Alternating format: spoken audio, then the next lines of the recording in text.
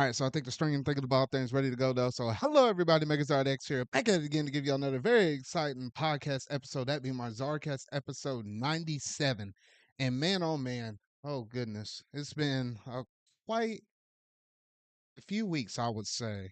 And honestly, look, you might be looking at when this is airing live and stuff. Normally we do this mess on Sunday nights though, but my computer and other obligations told me otherwise though. So I was like, fine, I'm not gonna delay this by a whole entire week. We just push this mess back by like a 48 hours or so. And here we are. So Steven, how's it going, man? It's going good. Just hanging out. Normal All Tuesday right, for me. yeah. Just a standard old average Tuesday though. So you know what? A lot happened within the past couple of weeks. Yeah. Yeah, and with it, a lot of stuff happened in the past couple of weeks or so. Man, we got a pretty full show tonight, to say the least. Though, like I'm looking at all my notes over here, and honestly, it almost got so bad to the point where I was like, you know what, I might have to go through here and just start cutting some stuff because obviously the biggest elephant in the room is we finally managed to get the inclusion of the Nintendo Switch 2 in the talks and discussions because finally Nintendo has managed to come out and say, yes, here's the system. Get off of our backs. We know the system has leaked, gosh dang it though, but we might as well go ahead and put it out here though, because we said we were supposed to put it out there. So we got that. And then obviously we have to talk about our year-end review part two, which we've been waiting on quite a bit of time on though, but luckily, we're gonna be able to talk about everything that happened in 2024.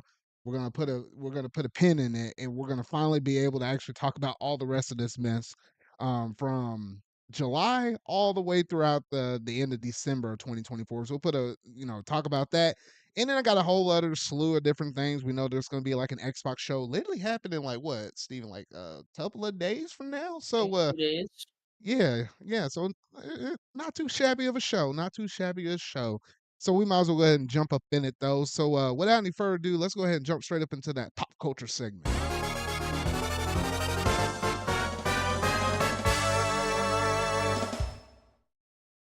All right, so Steven, we always like to have a good time on the podcast, right? Like usually we'll go ahead and just talk about fun stuff, pop culture stuff, and whatever though. But I'm a realist at the end of the day.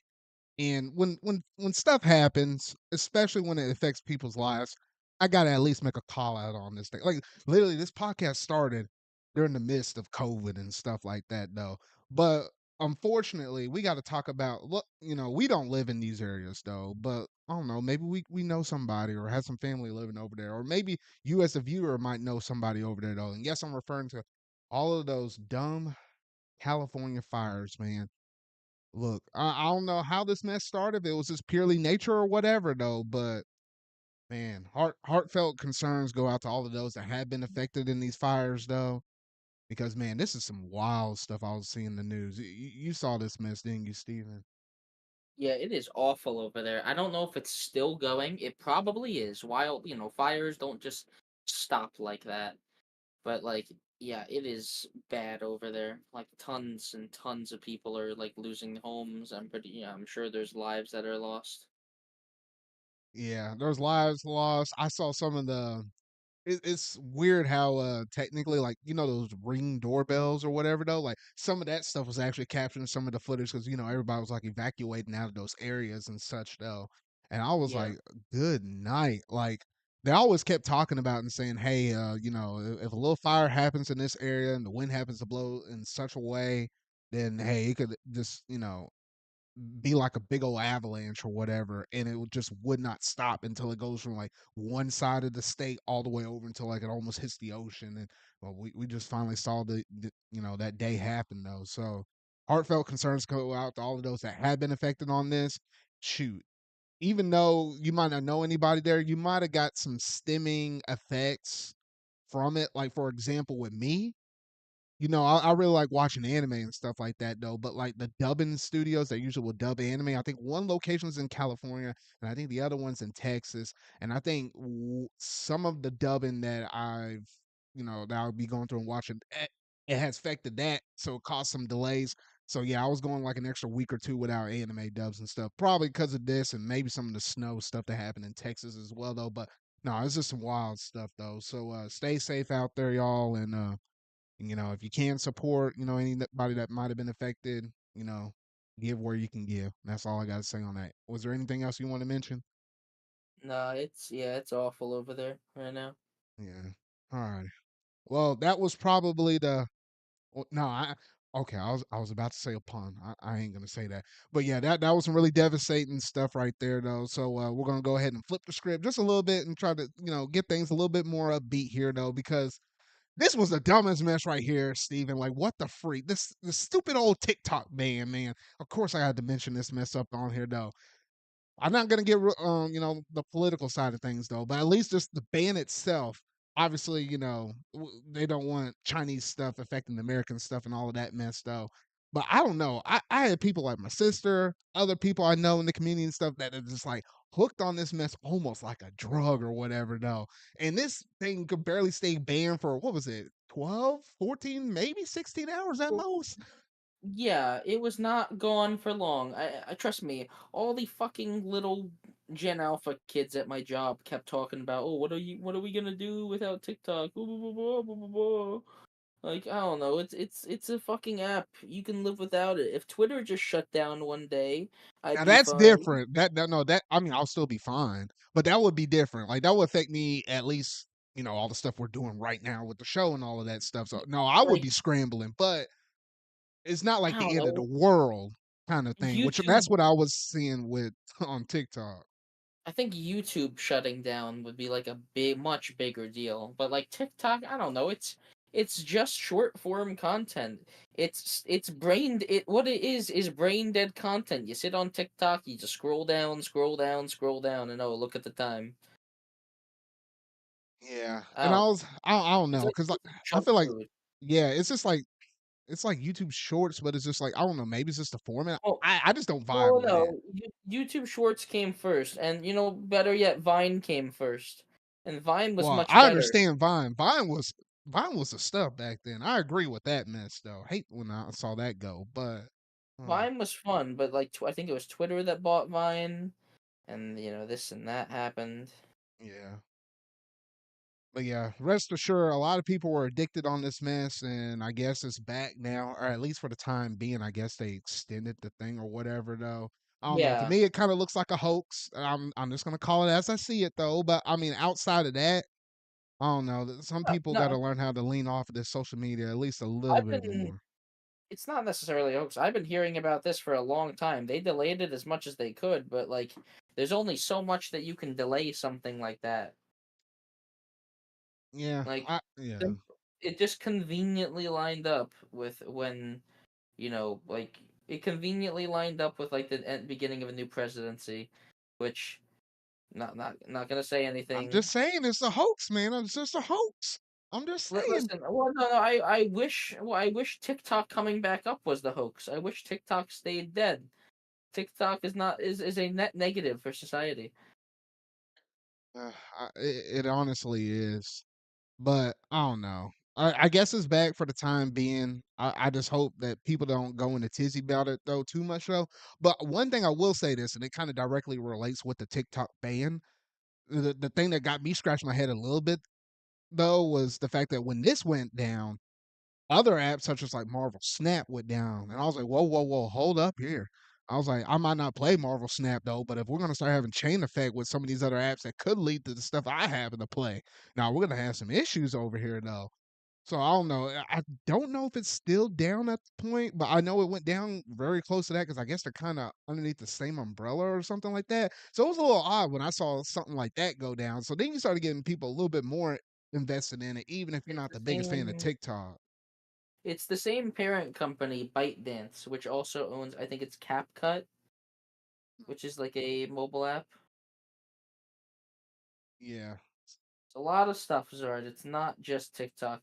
Little Zoomers will act like TikTok is the only thing that we're losing, but like there was a lot of other stuff that was just kind of hanging in the balance. But yeah, I don't know. It happened and then it didn't happen. Yeah. So I mean, for now, it is what it is. If it goes down again, we'll say something else I about it I think though. it But will. I think it will. honestly, and just don't take down the games. I mean, we can do without a social media app though, but like, no, don't affect these people games though, or we're gonna see some riots and stuff. I'm just saying. But there's But really not that many games that are like, done by like ByteDance or whatever. no, I'm just thinking about more so like if they start attacking like all of these other apps and stuff that are made by China and stuff like that, or just apps or games that are made by China, and then they start putting bans on them. Like shoot, like the biggest one that comes to mind, which I doubt it'll get to that point, but it'll be something if it did. All them Hoyoverse games like your Genshin, your Zenless Zone Zeros, your Honkai Star, you start having issues with me if you start touching any of them. Nah, I'm like, those oh heck games no. But those I don't games think we make should way get to too that much point. money. Yeah, no, they make way too much money, and they'll be ready to go to court. But yeah, outside of that, that's all I gotta say on the TikTok ban though. So we'll keep this. There's a lot of different pop culture stuff that happened within the past couple weeks though, because now we gotta talk about the CES event, which honestly, I had to remember what that mess stood for, like Consumer Electronics Show, which I think it used to, so. yeah, it used to be more heavily influenced with the gaming stuff, but now there's so many different gaming events. It's a little less of that, but they'll still sometimes mention stuff like that though. But I say there's like two major pullaways from this. One was we got the new line of graphic cards, like if you're like a PC user and stuff like that. So we got a new lineup of GPUs and all of that. And then also Sony came in here with a bunch of announcements. So let's go ahead and talk about Sony first though, because they came out swinging. I wasn't expecting all of this mess though, because when I started seeing this stuff get reported on by like Wario64 doing all of his retweets and stuff, I was like, wait, hold up a gosh dang second though. Because let me whip up my list though, because it seems like almost every major first party game that PlayStation has put out is somehow getting either an anime adaptation or a movie or some kind of show. Um, I guess it's in the works though. And the biggest one that I'm most excited for was Sucker Punch's Ghost of Tsushima. It's getting adapted into an anime. Thankfully, it's an anime. And it's going to be That called Ghost of Tsushima Legends, and it's going to be airing on Crunchyroll in 2027. That's what I'm most excited for right there out of all the stuff they announced. that one probably is the most promising, just because it's animated. And, like I think animated. Well, for me at least, animated stuff is usually always more appealing, especially something like that. Like something like Ghost of Tsushima probably is better animated, especially Yeah, because the game is already very realistic looking. So why not take this opportunity to explore a new medium?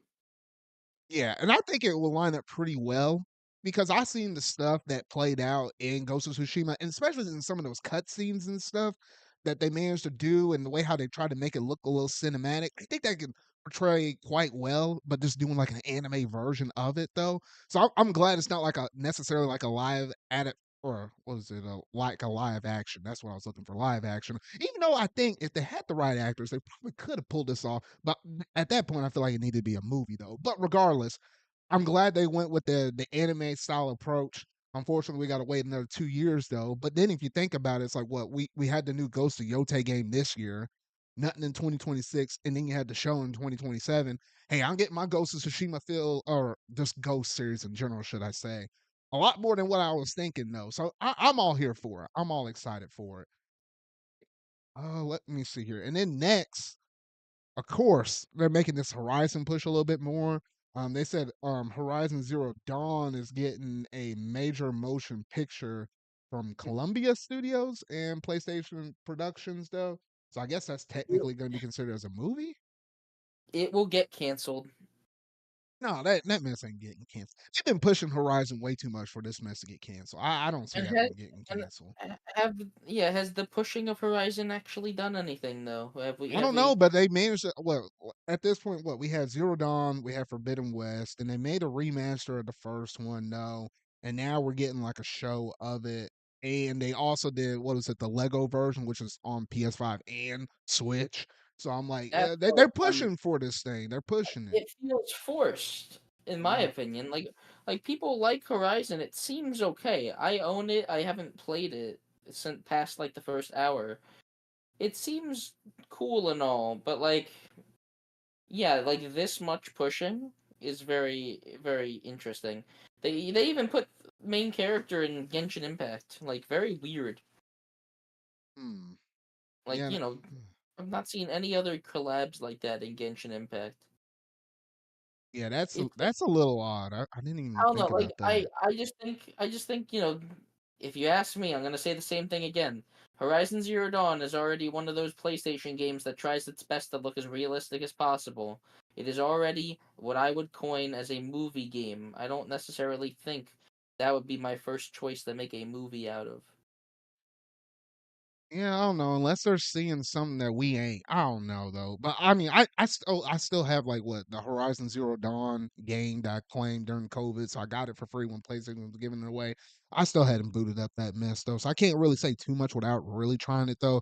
But I don't know. Most people have their gripes with the character itself, like saying Now, that she's not that. Halo is not that interesting, but I don't know. I can't say too much on it though. But important question. You said this is Columbia Pictures? yeah, it was Columbia That Pictures and PlayStation Productions.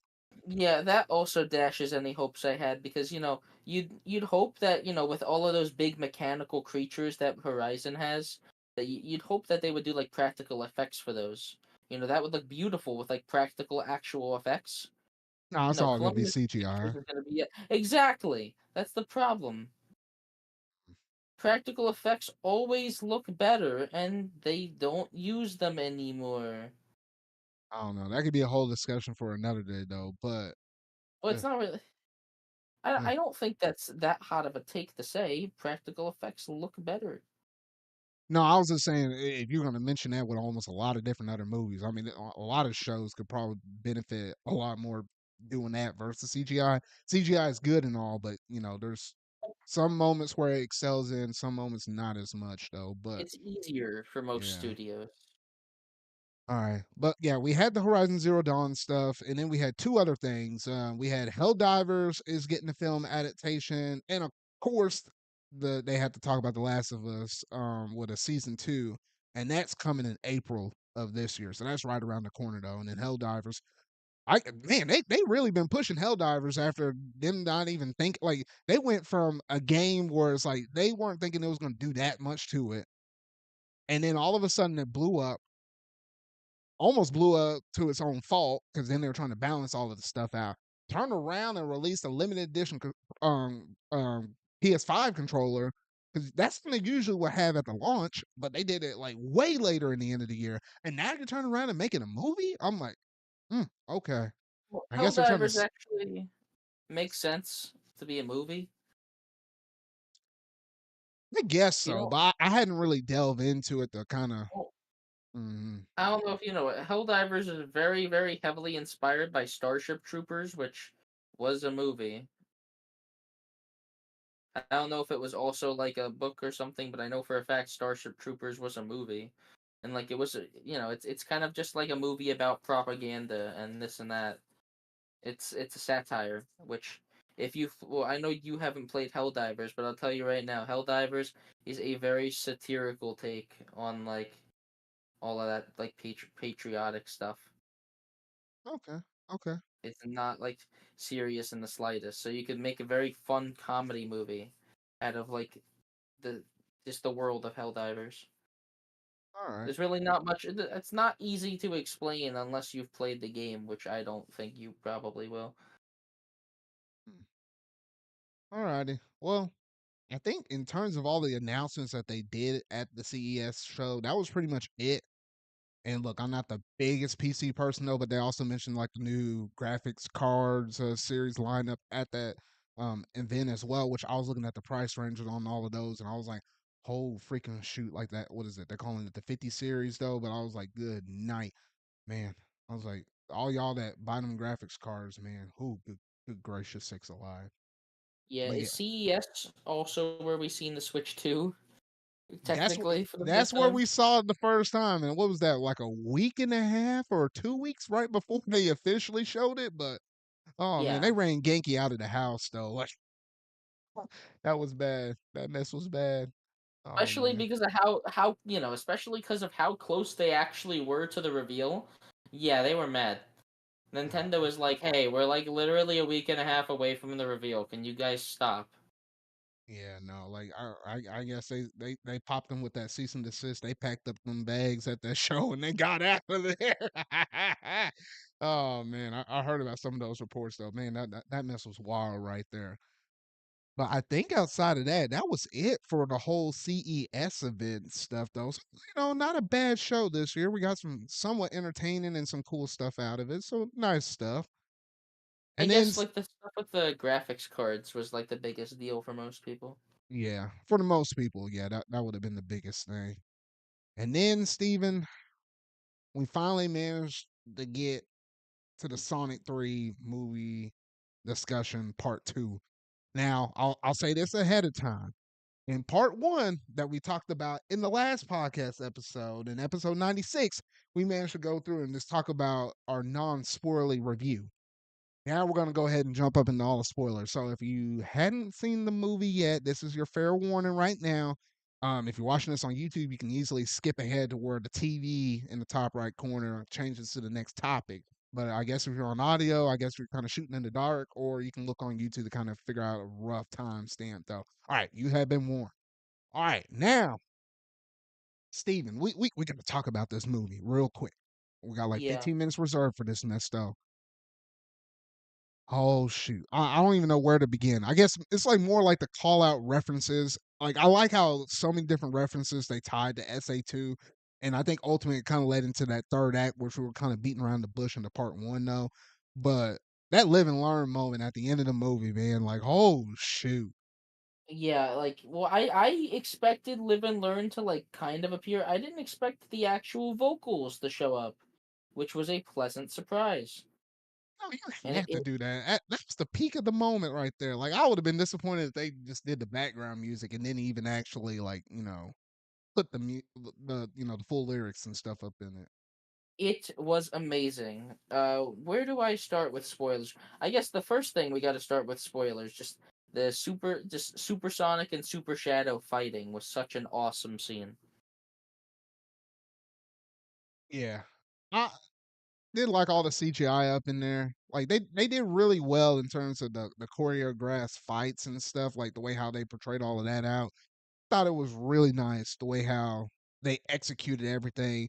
And obviously in terms of like the storyline, I knew it couldn't be directly one to one with SA2 in general, though. So of course they had to bend and tweak some stuff out with Gerald's story and stuff.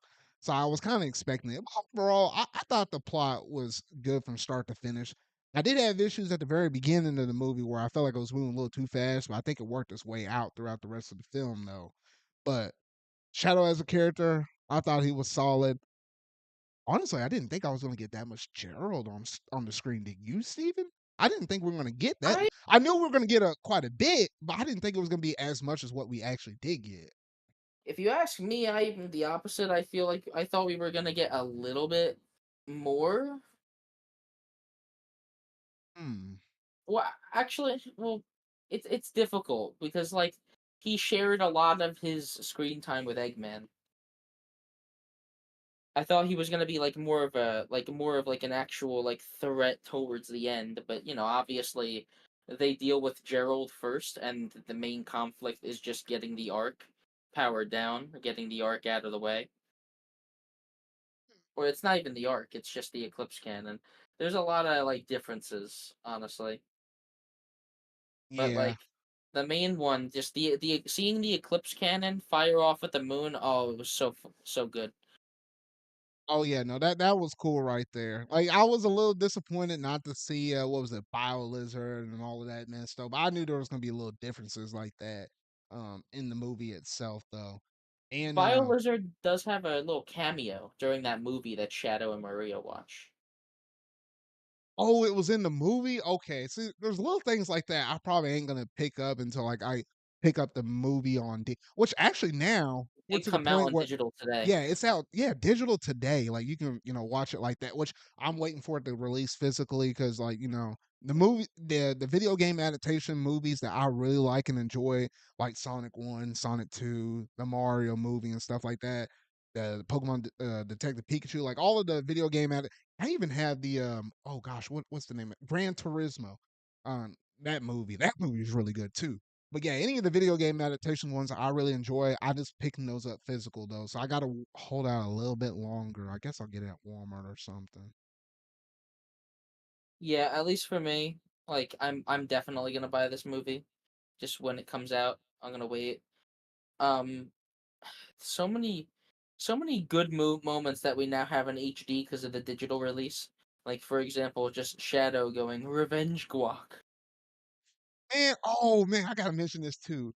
It's so funny how people talk about Shadow and Latinas and stuff. And then when I saw that in the actual movie during some of them scenes, I was like, you have got to be freaking kidding Like, me. listen, on the one hand, it's probably a coincidence, but on the other hand, if it was intentional, that is fucking really funny. Oh man, that was that, oh man, that was stupidly funny. Like, oh my goodness gracious. And then It's probably not intentional. when I was watching the movie with my cousin, like I knew we were in for a good time. Even at the very beginning of the movie, where Sonic says those opening lines in SA2 where he says like something about like the bad flights or whatever though. Yeah, And talk he's like, about I'm low budget flights. he's like, I'm out of here. I was like, oh man, they did that thing with the whole helicopter scene and everything. Oh, Yeah, no, I my was my smiling from my ear to ear. theater, my theater was like pointing, like, oh my god, oh my god. I know, and there were some moments in the movie where I was like, "Oh, did you pick that up?" And then my cousin was like, "Wait, what?" And I was like, "Oh, dang! I guess he had. It's either been a hot minute since he played it or whatnot, though. But like, I don't know, like that game, just in general, out of any Sonic game, it sticks in the back of my mind so well because it's just honestly, I think that is one of my top favorite Sonic games. It's that and Unleash are like my top two. But oh man, this movie was great. There's so many funny moments to me, like when the Eggman song from Sonic Adventure 2 plays for like a split second. I think it's like Eggman's like ringtone. Oh yeah, or even like the minor things like when they were racing at the very beginning, Sonic, Tails, and Knuckles, and it was like, and then Sonic got to the end of the goal or whatever though, and you had Knuckles and Tails like tapping their feet like on like what you would have at the end of the level or Idle something, like animation for Sonic, yeah, Sonic the 2. final end, yeah, for like the classic Sonic games and stuff. This is little things like that I just like they're leading Yeah. more so into like the origins of Sonic and more the game cameos and stuff than even what they were doing, I think, in that first Sonic movie though, which is always a nice improvement. But yeah, just besides references, because this movie does have its references, but it also does a fair share different. I think a lot of the interesting ways that they adapted SA2's story are, yeah, they're very interesting. Like Gerald, I guess Gerald exchanging his freedom for the plans for the Eclipse Cannon is interesting. So like Gerald's already been free. He's been free long enough for Gunn to actually build the Eclipse Cannon already. So he's been like doing all this stuff in the background. And then everything with Shadow is handled incredibly well, which I did mention last time. But just, Shadow's interactions with Maria, the way that he like speaks to Sonic and the team, he doesn't really want to fight them. He just wants to he just wants to get revenge on Gunn specifically. In which I was thinking about, I thought Gunn would have like a bigger influence in this movie than what it turned out to be, though. But I mean, I thought it was all right. And then I have to mention this too. That whole dance choreography and stuff, where literally it was just Jim Carrey dancing with himself. No one else could really pull that mess off during Yeah, that one no, scene. Like I was like, what the freak? very, very good moments with Jim Carrey and himself. Um, for example, when they're in like the VR thing inside of the crab, and it's like Jim Carrey just basically having father son bonding with himself. Oh goodness, yeah. Especially the Christmas tree one is really funny. Oh, when he jumped on that stinking, felt like that Yeah, moment came like straight out of Elf or whatever. Though I don't know. When I saw that no, one scene it in was particular, I was thinking about it. I don't know. it was so damn good, honestly. And just because I only have a little bit of time, I'm trying to hop around all the spoilery moments. Everything with Eggman in this movie was handled amazingly, just with like his motivation. Like he wants to rule the world. He doesn't want to destroy it like Gerald does, which the game doesn't really get to explore that because Gerald's already dead. He can't really have a conversation and like with him about it. Yeah. But So the way that Gerald, the way that Eggman does kind of turn on Gerald, and in the end of the movie, Eggman presumably sacrifices himself. He saves the world. yeah. Presumably, but we went down this road before in SA2 or not SA2, Sonic 2. And then they just said he just popped back up out of nowhere. I was like, they didn't really explain what happened to. It's like, what wasn't he crushed at the end of that movie or something by a So robot? Or I'm trying to remember now. there is a deleted scene that was just revealed What on the the heck? on the digital, where it was Agent Stone got him out of the rubble.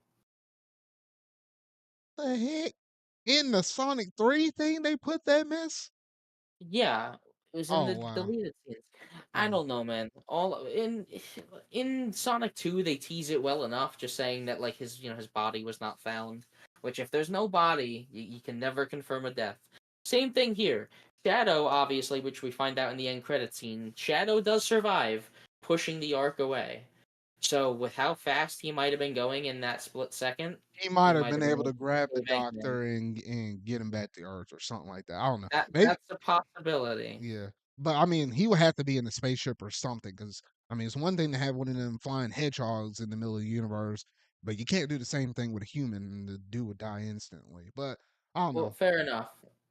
But yeah, I feel like the dude is still alive. And then, of course, the major thing we have to talk about and speculate on, at least for a few minutes, is the setup from the end of the movie to what's going to lead into Sonic 4 because it is confirmed that they're going to be releasing that movie. Even today, I think they even gave us the release date for the next Yep, Sonic it's movie. in March Well, of 2027. yeah, so barely had to wait 2 more years, which was that roughly the same turnaround time that we had for from Sonic 2 to 3? Sonic 2 to 3 was about 2 years and some change, so this is actually less time. Mm, Because remember, that was April of 2022 to December of 2024. This, on the other hand, is December 2024 to March of 2027, which is like 2 years and 3 months. yeah. It's less time technically. Less time, but it still Um, kind of almost feels like 2 year, like a flat 2 years. I but mean, yeah, when it's only like a couple of months difference, it's not too terribly bad though. yeah. But So but let's talk about the post-credit scene.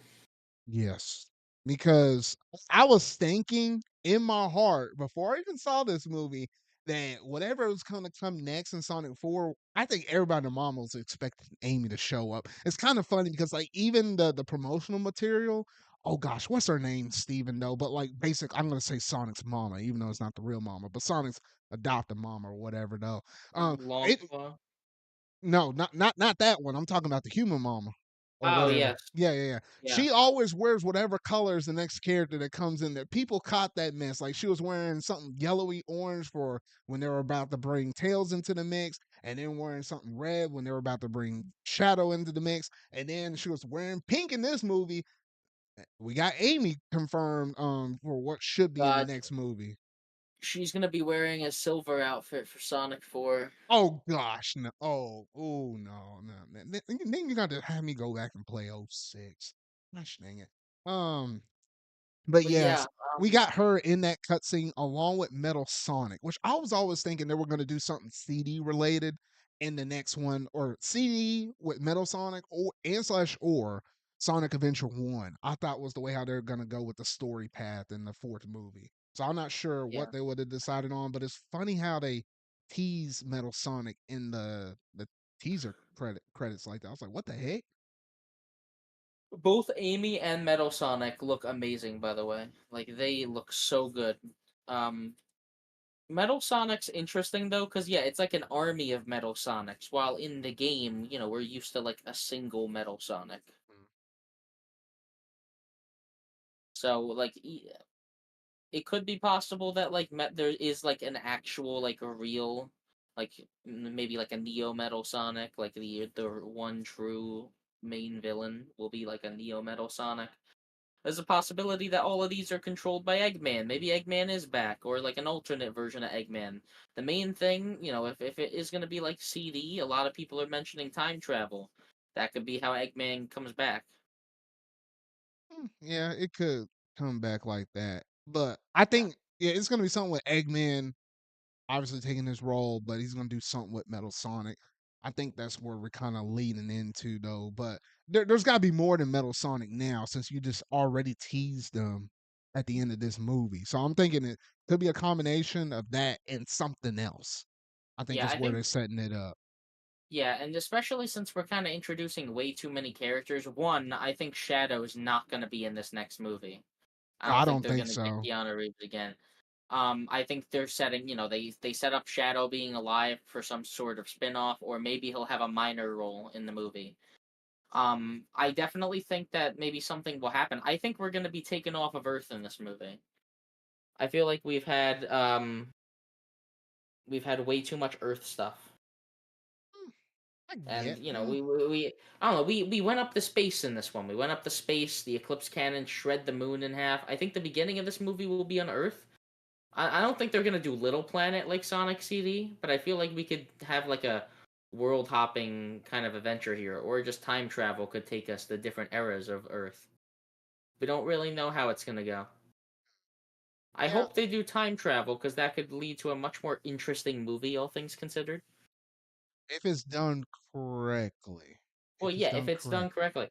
Well, you could do some interesting stuff. Like you could go back to when Sonic's like mother, I guess, Longclaw. You could go back to the moment where she dies. You could have some kind of. Well, I'm not saying that Sonic would save her. You could have some kind of like climactic moment. Like, does he try to save her, or just accept that the past is the past?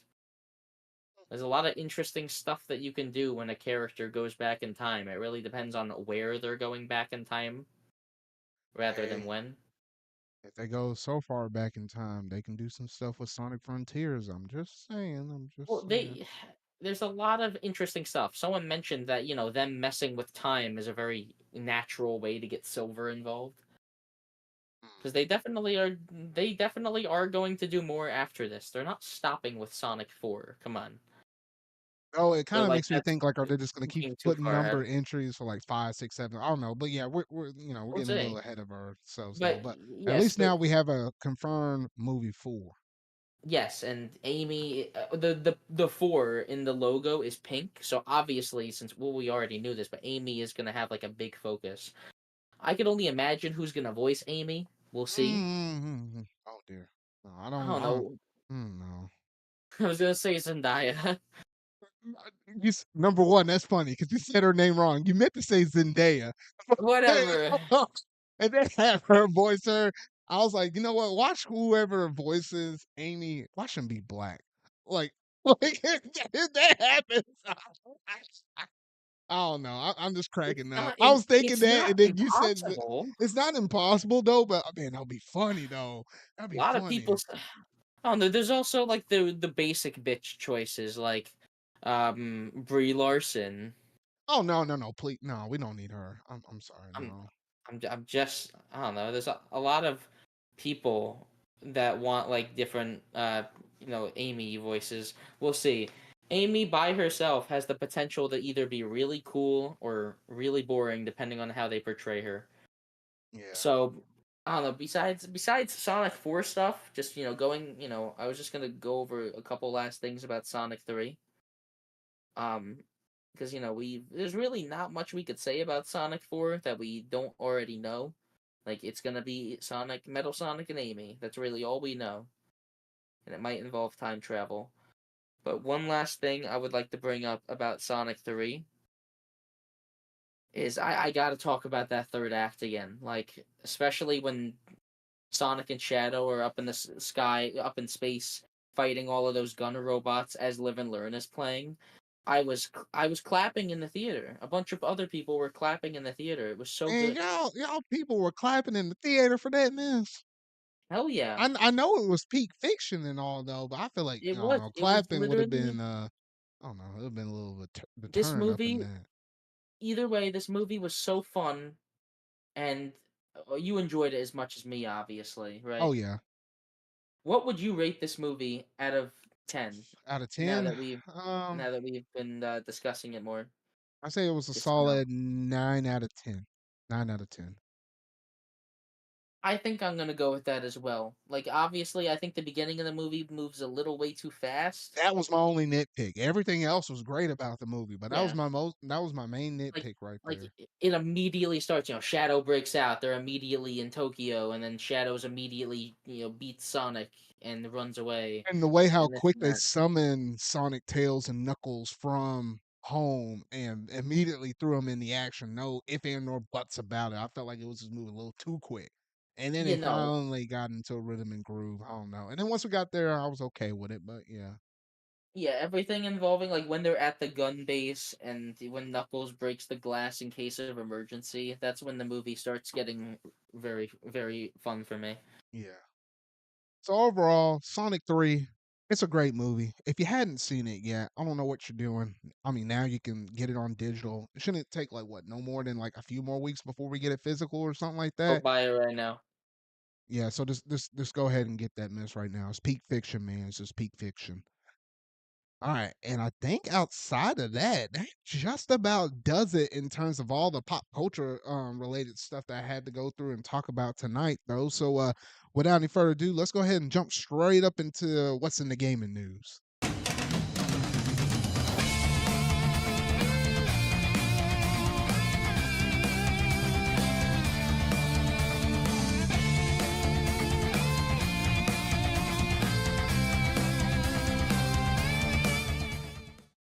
All right, so now, Steven, we got to talk about this Xbox Developer Direct, which it wasn't announced not too long ago.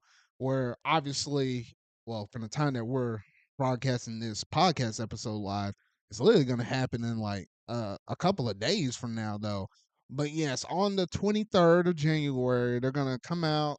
I think it's like what the same time last year when they had their Developer Direct. And, there's a handful of games that are already confirmed that they're going to be going through and talking about. I think the biggest one on this list is going to be none other than Doom, The Dark Ages, which that's the one I'm most excited to see.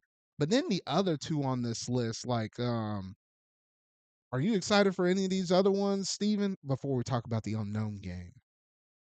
What are the games? Because I was trying to find info about this and I really couldn't find it. Yeah, so I already mentioned the first one, Doom: The Dark Ages. That one's confirmed. That I can't wait to see more of. And then, oh shoot, I need to make this image a little bit bigger. I gotta pull up my little notes here because I had it on the little TV screen, but that's just a little too small for my eyes over here. So give me 1 second as I'm like scrolling, trying to find this. Okay, here we go. All right, so we got. Oh, what the freak is this? Compulsion Games and Sandfall Interactive. Oh, but those are the studios behind it though. But technically, if you're looking for, dang, what the freak happened to my? I hate how I was on that thing and then I just tapped away from it and then it just made the whole list disappear. Hold on, as I'm scrolling through this thing again, trying to find it. Oh, Uh, here we go. All right. Thank you, Warrior 64. South of Midnight, Claire Obscure Expedition 33, and Doom: The Dark Ages. Those are the three confirmed I games. And then we I have don't a give a shit. surprise one. I don't give a shit about anything but Doom. I will probably watch it just for Doom. Yeah, that's literally what my mindset is. But then you also have one surprise game, and at least what word is kind of rumbling around on the street, it's some kind of game made from a Japanese studio. Reminder, last year we managed to get the inclusion of Visions of Mana showed off for the first time ever. I still need to get back to and finish that game. The game is great though. I wasn't expecting a new Mana game or something like that in an Xbox presentation of all things though. So if they can manage to deliver on that front with the surprise game, then I'll be there to see whatever that game happens to be, though. I don't know it's going to be that high for me personally if I'm going to really like it, though. But just going into the presentation, I'm mostly like you, Steven, just excited for Doom: The Dark Ages. It's gonna be so good. Hopefully, I have to say hopefully because you never know with Bethesda. Well, But they've been clicking, or at least only with Doom they've been clicking. Let's just say that. Like Doom Eternal was great. yeah. Which honestly, I need to sit down because it's like I played through obviously Doom 1, 2, 3, and 64. I still need to play through like the new era of Doom, so like the 26th version and Doom Eternal. Like I just hadn't sat down to do it though. I know I'll have a good time with those games though. But now it's like, funnily enough, now I'm gonna have almost at this point 3 games to go back to back to back on though. So I'm in for a good time though, regardless of say though. So I might be dooming it up this year though. But overall, excited for the show. I'm really curious about what that question mark one is gonna be though, but I think it's gonna be cool. But yeah, outside of that, was there anything else you were excited for, or you're just kind of in that wait and see little thing for this show? Kinda, yeah. Hmm. Okay, all Like, right whatever then. that mystery game is, something way too big. Yeah, Could be wrong. hopefully it's interesting. Hey, if it's a Japanese studio game, then I think we can all be pleasantly surprised because that's the one thing Xbox doesn't necessarily like prioritize as much as what they probably should. But I And digress. the ones that actually come out, Hi-Fi Rush, not, rest Hey, in peace. hey, we know what they do to Japanese studios for the most part. I'm just saying. All right, but outside of that, that was just a little bit of quick news though. But we'll cover that topic and more, whatever they happen to reveal at the show, in the next episode though. So we'll just keep an eye on that one. All right, and then oh gosh, it's technically not last week. Now it's technically 2 weeks ago. We did manage to get another trailer for Xenoblade Chronicles X Definitive Edition, which, funnily enough, at the week when that came out was the week when everybody and their mama was thinking Nintendo was going to announce the Switch 2. It didn't happen to be until a week later, though. But regardless, when we did manage to get that trailer, there were some cool, interesting bits of information up in there. It's not, it was, I felt like it was mostly story beat kind of related in the sense of like, oh, okay, this is the reason why you had all these humans that escaped from Earth. They're traveling on this big spaceship and such, and conflict that's arising, and now you have to kind of see if you can kind of save civilization from the area that they are in right now. They kind of gave you like the backstory of everything, though, the reason why you got mechs and stuff like that, though. But the cool thing, or the most interesting thing that they revealed in this trailer was kind of closer towards the very end. They're pulling the same thing like Xenoblade Chronicles Definitive Edition, where they're actually adding new content to the game. And that excites me, Steven. Yeah, they're definitely, and I do mean definitely, gonna connect it to like the other Xenoblade games. They're gonna retcon stuff. That's what they did with Xenoblade 1 Definitive Edition. They very, very deliberately retconned Alvis to be like an Aegis. Mm. I feel like They're they gonna do the same could. thing. I don't know I, if I this is going think to be the direction where they're going to move forward with the Xeno series, and they're just going to try to push really well, heavily with X, or if this was just like a last, like, hey, we well, managed to put every other Xenoblade game on Switch. We're just going to throw y'all one more bone. they never forgot about X. Like Not Elma that they was in didn't Xenoblade forget 2. about X. It was just like, the fact that this is one of the last Xenoblade games that just hadn't gotten moved over to the Switch is what I was just mostly saying. But yeah. There was a lot of like rights issues with X, like the music and this and that. There was a lot of reasons why it took a while for X to come over. But I guess Monolith Soft. Well, I don't know. They are definitely releasing this game for a reason. Monolith Soft has proven that, like, Xenoblade One Definitive Edition didn't wasn't just, oh, we're gonna get the first game on Switch. Xenoblade One Definitive Edition very deliberately set up three. They updated all the models to be more in line with two. I think Future Connected in general was just teasing the worlds colliding, right? Yeah, it Like kind there of was all the was. I fog don't know. beasts. That There was was like like the that was yeah, Xeno there was like One's like weakest link. I don't know. well, I didn't vibe with it yeah, too but much, like but technically that's what it was yes, kind of going for.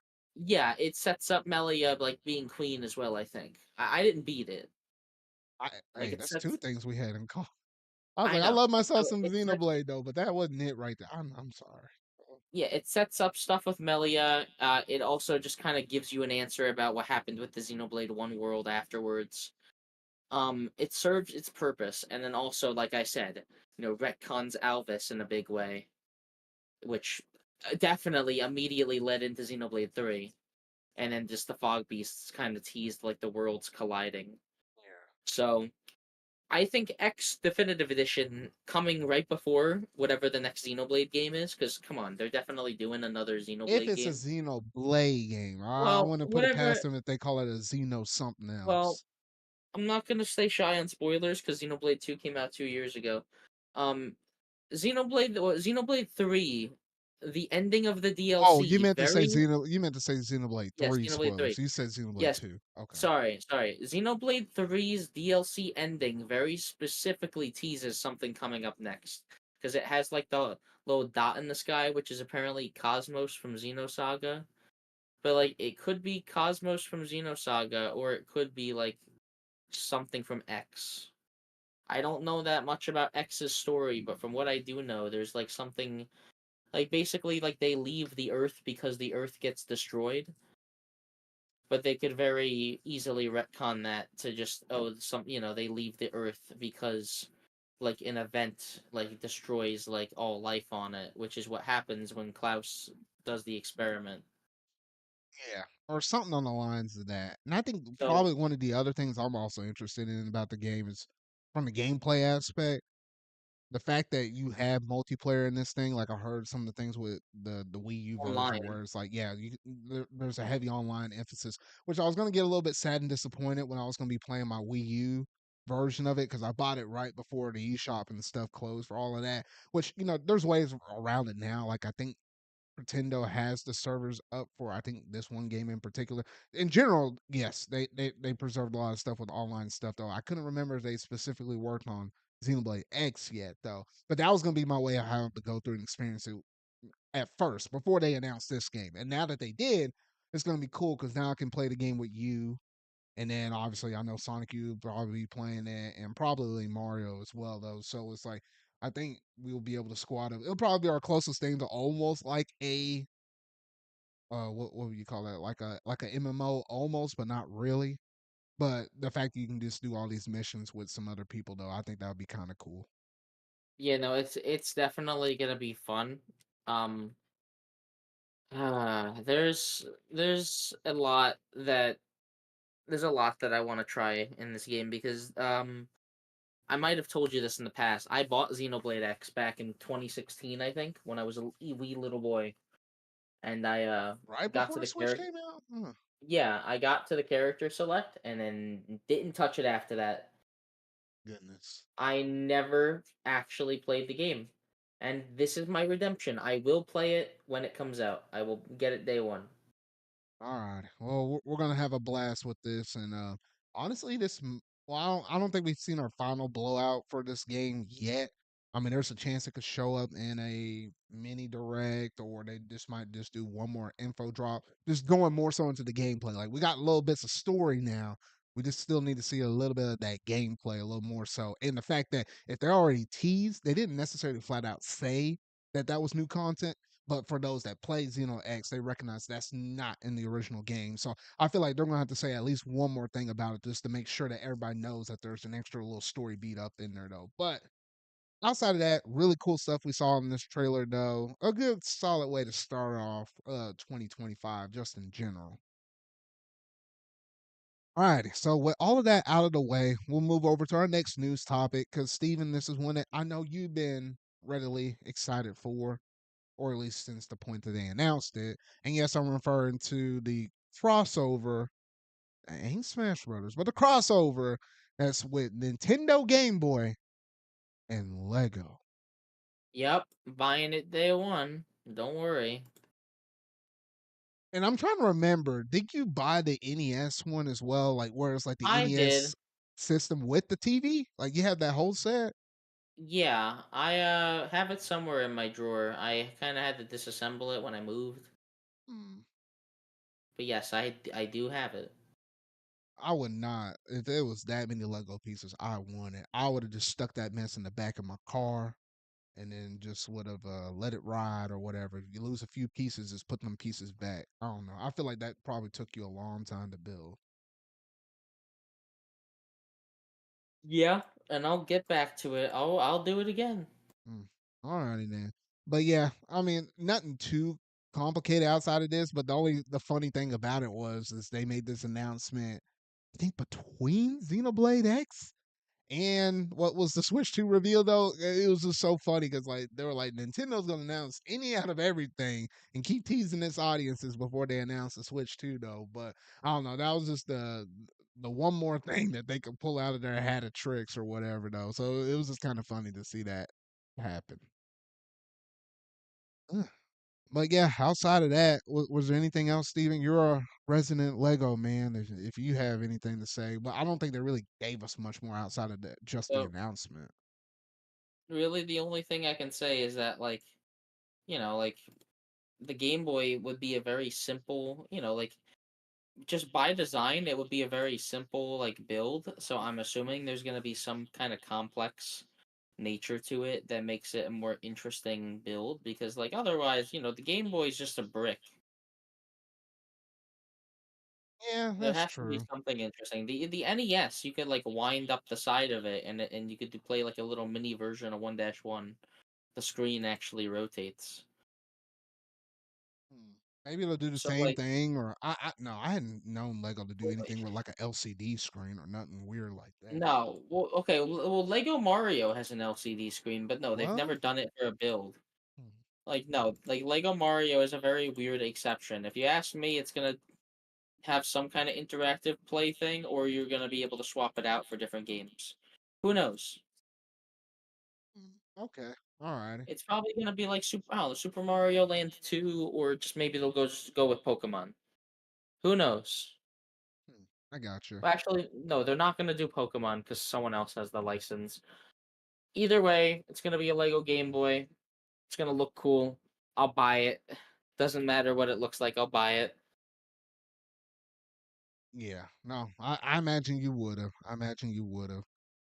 Alrighty. With that being said, we'll move over to one of the last few minor gaming news before we jump into all the heavy stuff, though.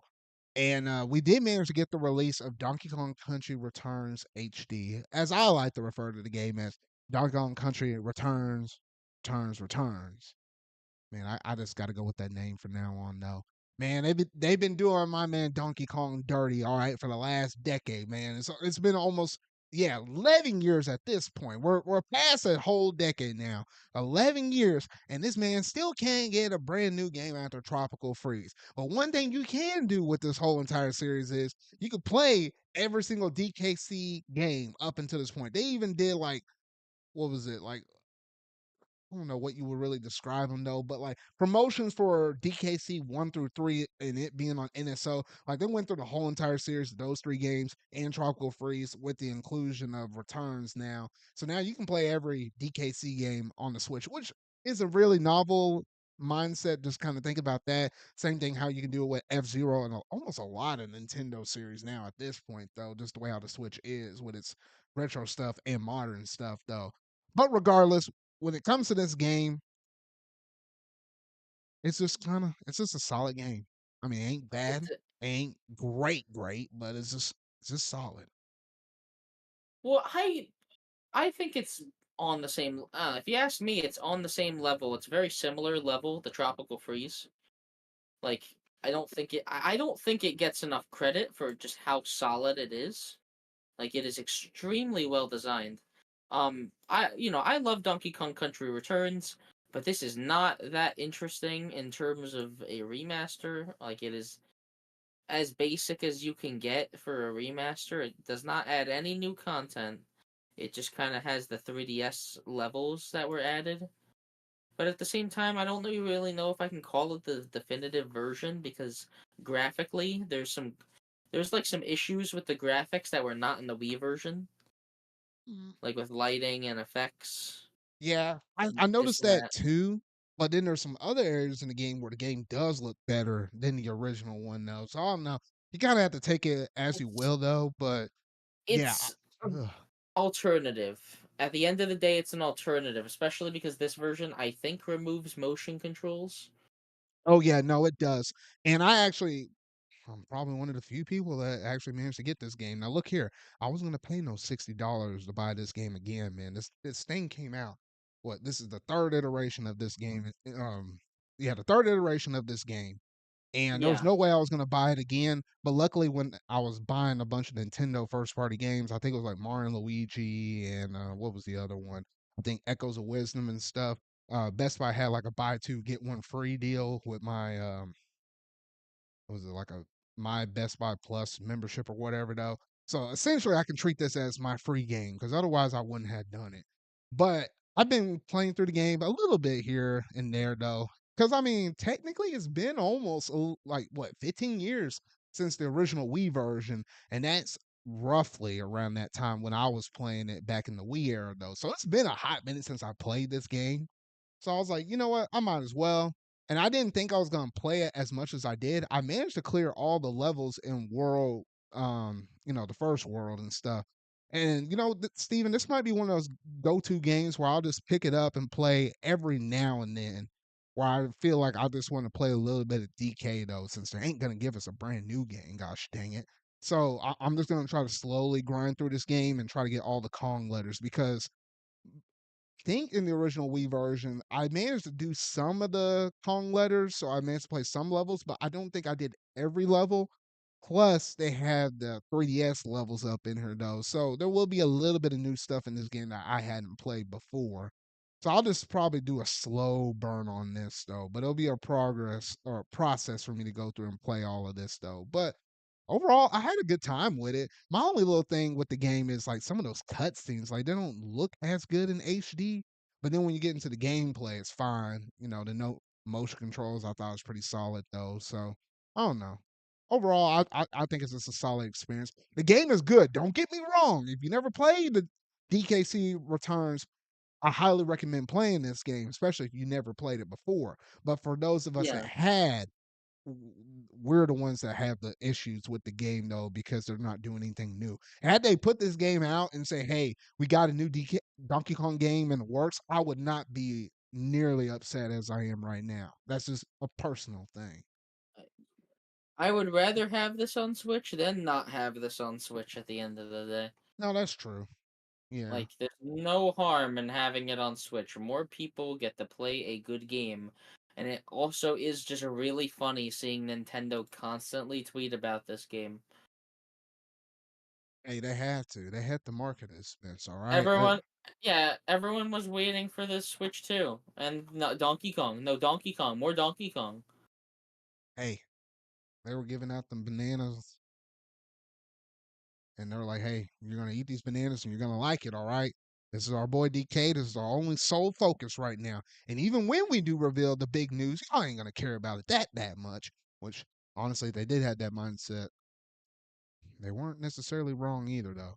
But regardless, to say DKC Returns, it's a great experience. If you hadn't played it before, I highly recommend picking it up.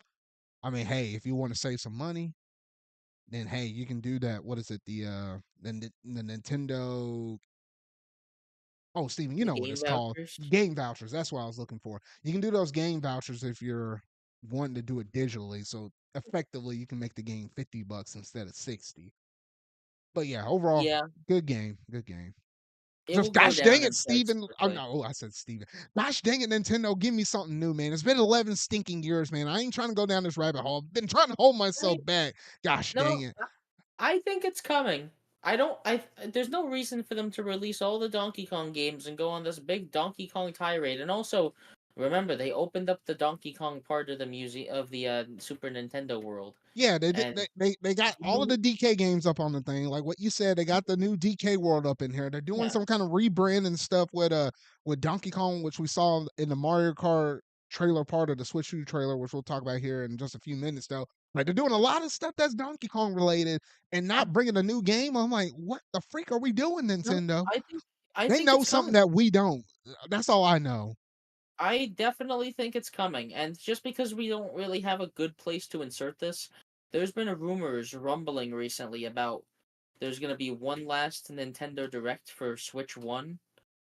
Apparently, I don't know if you've heard those rumors at all I today. heard those two, That- and if that were to be the case, that seems a pretty solid guess. And I'm not expecting it to be like a general Nintendo Direct. We know that is gonna be reserved for the April showcase where you gotta showcase off hardware and a whole slew of Yeah. Switch 2 exclusive games though. But this would be a good time just to do a I wouldn't even think it'll be a partner direct if you have a couple of Nintendo games in there. Like that would be a solid point to just do a mini direct. Like keep it within 20-25 minutes. Well, And in terms of first party games, it probably would have been like they probably would have included like the Kirby Planet Robobot stuff, and I wouldn't be surprised if they throw in like Metroid Prime 2 and 3 or something like that, and just call well, it a we'll day. we'll see. I was gonna say, like, they're doing all this Donkey Kong pushing. We could potentially see some sort of new Donkey Kong game coming up, or maybe it's At too this soon. point, it better be for a Switch 2 thing, because I'm like, That's fair. But yeah, just to really quickly talk about those rumors about like maybe an upcoming February direct. If, and I mean if it does happen, because the rumors are saying that there's going to be one last big game for Switch, and it's going to be from a well beloved but niche series. Um, would you consider Kirby niche? Because I definitely think there's a no, that I don't feel like that kind of fits the mold quite well. For yeah. niche, nah. I'm just gonna call it and say either Rhythm Heaven or Star Fox. Those would make more sense We'll because we see. didn't get nothing Star it's odd. We didn't get nothing Star Fox related outside of Star Fox 64 getting brought over to NSO. We had more Nothing. stuff with F-Zero than we did with F Star Zero got Fox, a and lot. that's shocking to me, to be honest. Like you can F play every F-Zero game on the Switch except for GX, and that's wild to exactly. say. And F-Zero 99 got a decent amount of content. So So yeah, we'll so see. I don't know. We'll see on that one. I see more maybe Rhythm Heaven. I can see that one a little bit more so Well, because cause at this point, Star Fox, if you waited this long, you might as well do something for Switch 2 if you well, finally had yeah, an idea for it. Rhythm Heaven is definitely a franchise that like it doesn't need good graphics. You know what I mean? Mm. Like it's not a game that's gonna use the capability of the Switch 2. It's mostly 2D artwork. Rhythm Heaven is definitely my hope. But we'll find out. If there is some kind of February direct that is the final Switch 1 direct, that would make sense. Because we already know that Switch 2 direct is going to be entirely Switch 2. Yeah. When you call it the Switch 2 direct, it only makes sense that they will be focusing entirely on Switch 2 stuff in it. There And might this be hypothetical. some crossovers if they were to say, "Hey, this Well, one no. game," like if they say, well, depending on when the system drops. For Zard. example, let's say if Metroid Prime 4 happens to also be a Switch 2 game or they have a Switch 2 SKU and I they say, "Hey, was we're dropping that day and date along with a Switch version." Then yeah. I was about to say that. I was about to say Oh, I I'm sorry. I think pulled the rug out from underneath. you were. I was about to say that Metroid Prime 4 will 100% end this hypothetical direct. We'll get a full reveal of Metroid Prime 4, box art, price, story. Like, we're going to get like the big blowout on Metroid Prime 4 here, kind of like when we got the big blowout on Breath of the Wild. And it's going to show us a release date.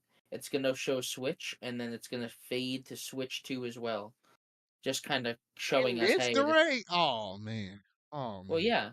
Like just like the tease into it, the tease into the Switch 2 generation. It's coming to Switch, Mm. but it's also coming to Switch 2. And not even to mention that Pokemon Legends ZA is definitely showing up next month. Now that's the other thing. Well, I guess if well, it should with it being a It Pokemon will. Presents and stuff though. I guess they technically could do almost the same thing and say, "Hey, it's coming to Switch and Switch 2." I mean, now you can kinda confirm games coming over though, but I don't know. I mean, I just feel like that's just gonna make people even hungrier for the Switch 2 because Yeah. we're waiting 2.5 months now, but I don't know. Speaking of Switch 2.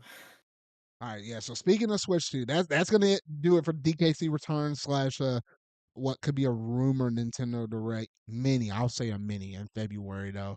Be a That mini. leads us over to the big news. Yes, we did manage to get the reveal for the Switch 2, in which case we couldn't wait to, have it on the podcast, which Luckily, we were ahead of it because we didn't even manage to get the podcast out on the traditional Sunday that we normally would do it on. But there's already an hour-long discussion, roughly, that I have on the channel though, where we kind of gave our raw impressions on it though. But now I figure, it's still the podcast, like we hadn't reported on it yet in the pod. But I figure, hey, now that we let this information kind of sit, marinate, we got to see how the internet reacted. Now it's sitting in the back of our minds, and we just kind of reflect on it a little bit more. Now we can kind of give a, I was about to say retrospective, but whatever, like the afterthought of the announcement, just kind of give our overall vibe checks and stuff, and see if they still hold up. So, Steven, have you been thinking about this much? Has it been rumbling in the back of your mind, or you just been like, yeah, that was kind of like everything we kind of already expected from the Switch 2? Mm, it's difficult, Zard. I know it's difficult. Um,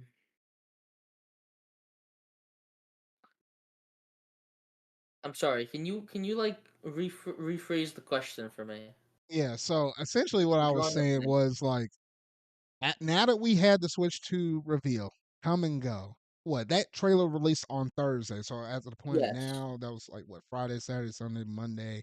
We're 5 days 5 ago. days removed from it, and now that we're 5 days removed from it, and you saw, your thoughts might have marinated a little bit more, and you also saw the internet reaction and stuff, and you saw how our friends and stuff reacted to it and whatnot. Though, how do you feel about the reveal announcement now? Like, are you still excited for it? Was there something that you didn't like in that trailer or whatever? Though, is the wait gonna kill you though, or you're like some of these weird people out there where it's like, dang, where's the Nintendo charm up in this mess? Like, come on now. It's like it's literally just a All Switch right. all over again. Like, no Super Switch, no weird names like that, no fancy Those gimmicks, people all of this. those people are fucking stupid. They want Nintendo to fall into a pit of not doing good again. Nintendo is doing what is the smart thing. They're just making a Switch 2. No one fucking complained when the PlayStation did the PlayStation 2. Like, yeah, I know Nintendo has a history of like doing something new, but like this time they don't have to. They have a gimmick that works. Like, the Wii U had a gimmick that was like iffy. DS and like DS had the touch screen. Nintendo, remember in that original Switch presentation where they were talking about how like the Switch has like all this DNA from past Nintendo consoles? Oh Like yeah. the Switch is the ultimate Nintendo system. It has a main gimmick that feels in line with Nintendo. It has these controllers with this weird technology that Nintendo's definitely going to do some fun stuff with. And it also has the power to actually get some nice looking games on it that will hopefully run at a stable frame rate and maybe get some more multiplats. That's all I wanted. I just want a Switch but better. A Switch but like improved. Because there are issues with this 7-year-old hardware. The Joy-Cons, for one, need to be better. They better have no drift, and they better actually stay on the system and not wobble around. Nintendo had a lot of expectations to fulfill.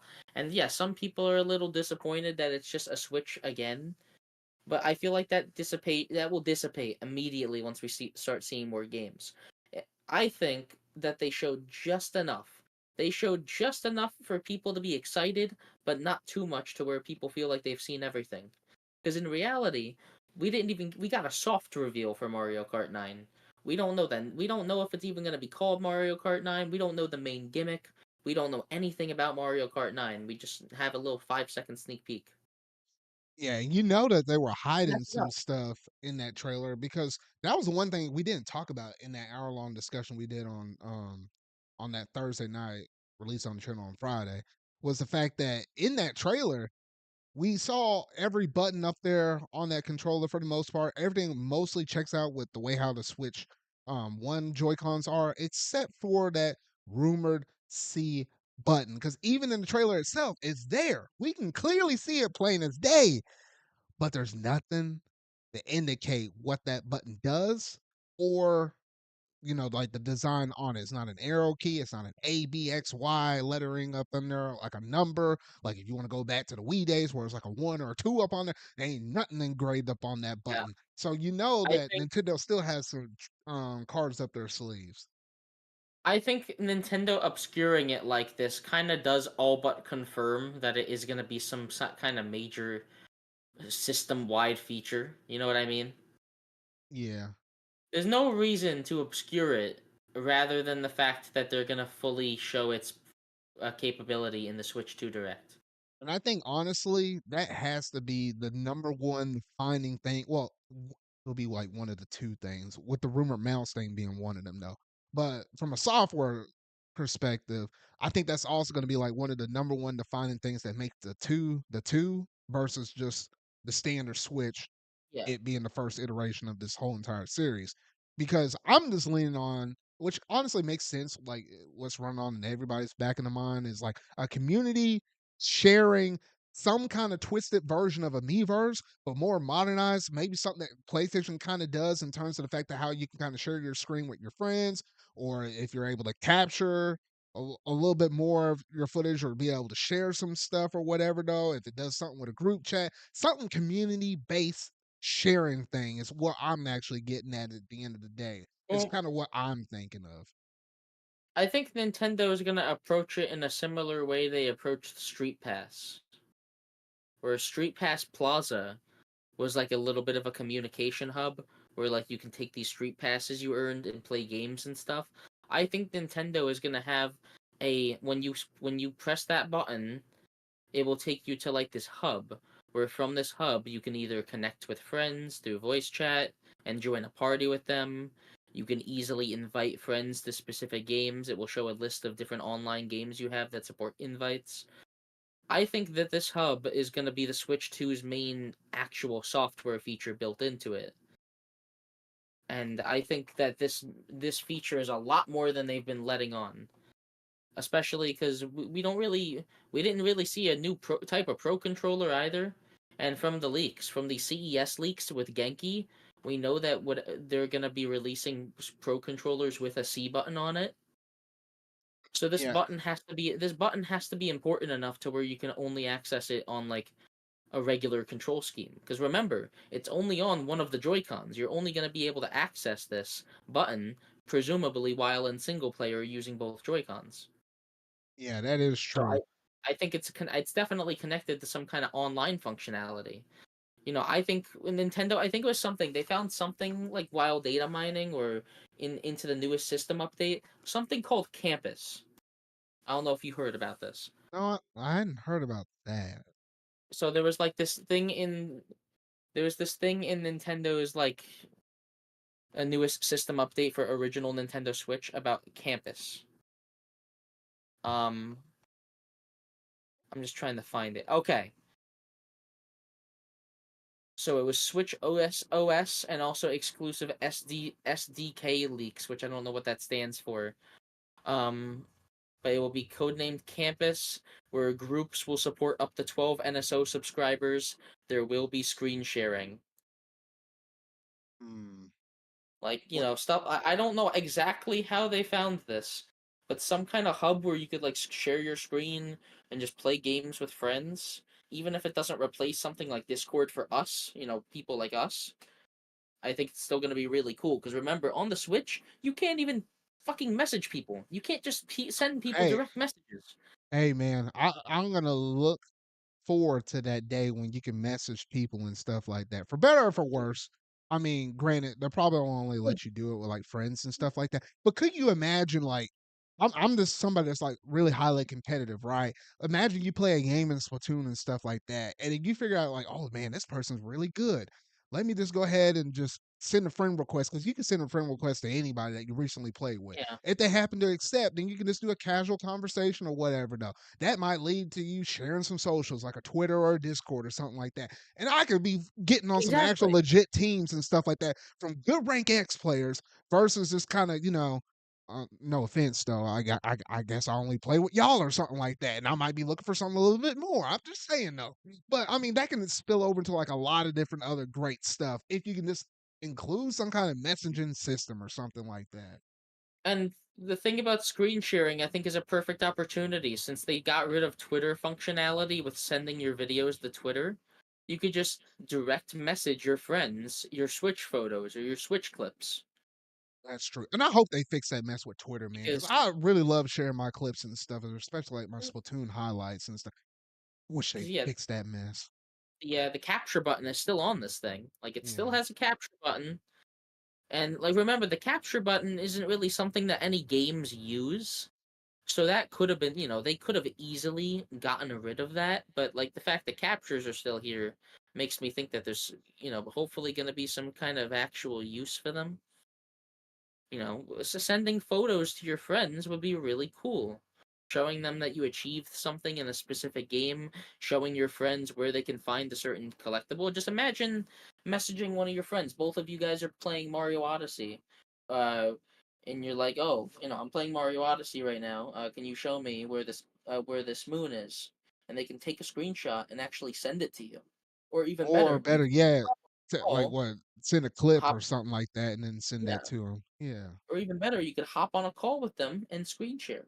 Like, it's not like the technology's not there. I know Nintendo's behind on the times, but Discord has had screen sharing for years. Mhm. Like, Nintendo of all companies, the richest. What the isn't it the richest company in One of the Japan, right? richest, yeah, one of the few richest in Yeah, Japan, one of yes. one of the richest companies in Japan. I don't. It's not that they can't support servers like that. They just usually choose not to. They're definitely upgrading their online. That Nintendo Switch playtest was built specifically to stress test their servers. Oh, yeah, for sure, And though. they So and they did say that that test is going to be an upcoming feature for expansion pack users. mm, mm, We're going to see what all of this lines up to be, but I think that C button is going to be a big feature that distinguishes Switch 1 from Switch 2. yeah, honestly, yeah, it has to be. That along with the rumored mouse mode, those are gonna be like funnily enough, 2. Knows what I did there. 2 things that are gonna make the Switch 2 the biggest difference between that and the original Switch, though. Yeah. And the But yeah. mouse mode, there's not much to talk about because, we know what a mouse is. You just use the Joy-Con like a mouse. It could very easily just be cursor controls. It could emulate Wii pointer controls. Like, the mouse is also like a very interesting feature, but like we'll have what? We have 2 whole months to talk about Switch 2. Yeah, 2 whole months.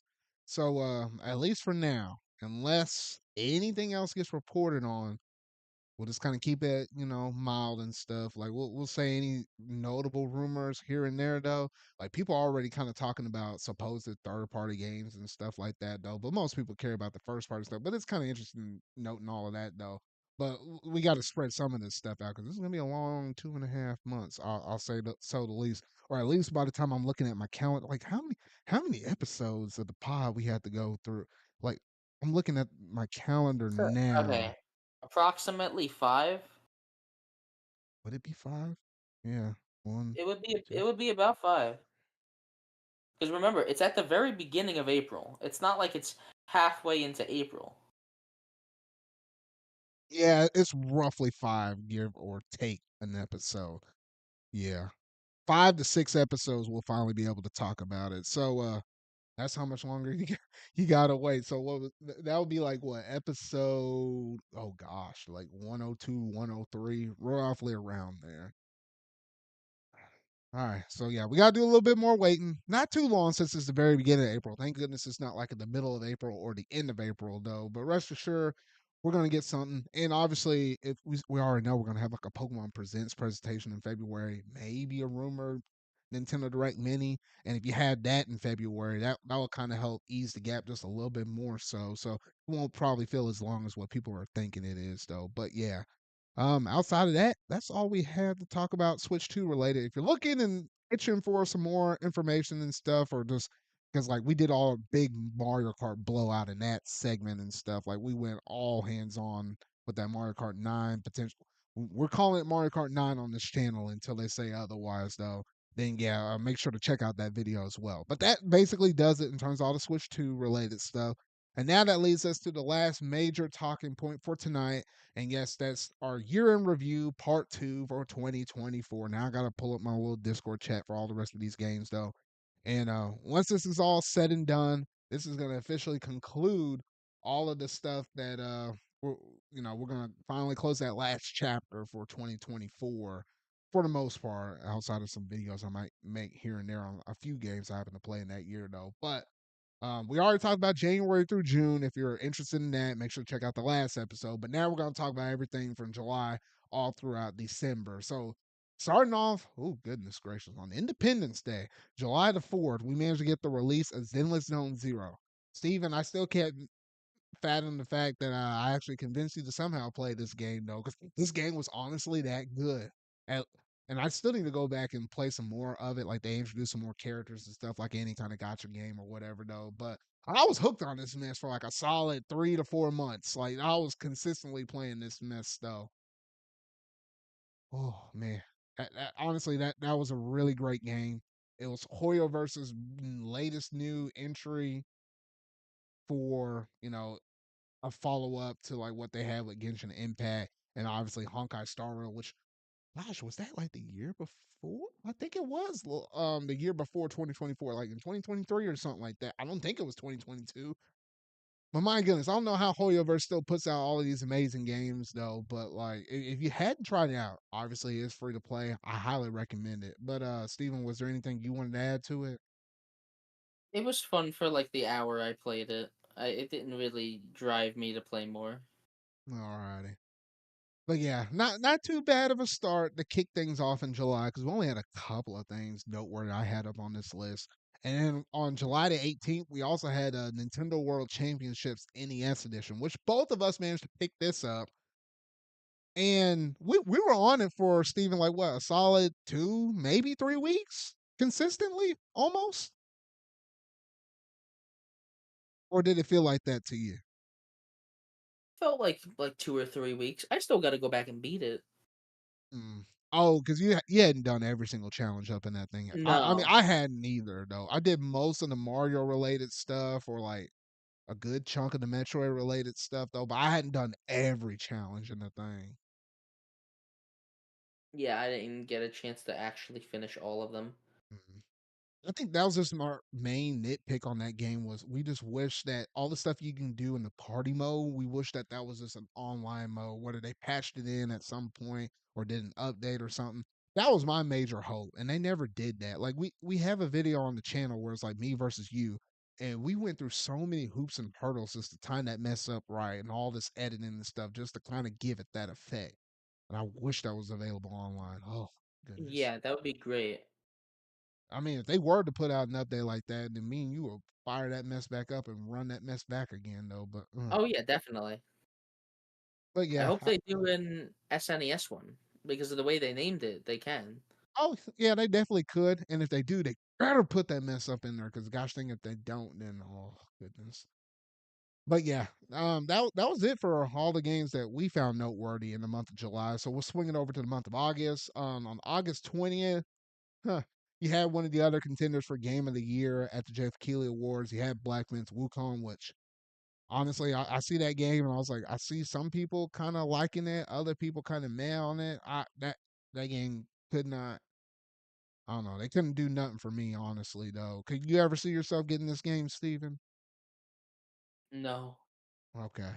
I like Souls games, but like it would have to go on a pretty good sale for me to actually be interested in picking it up.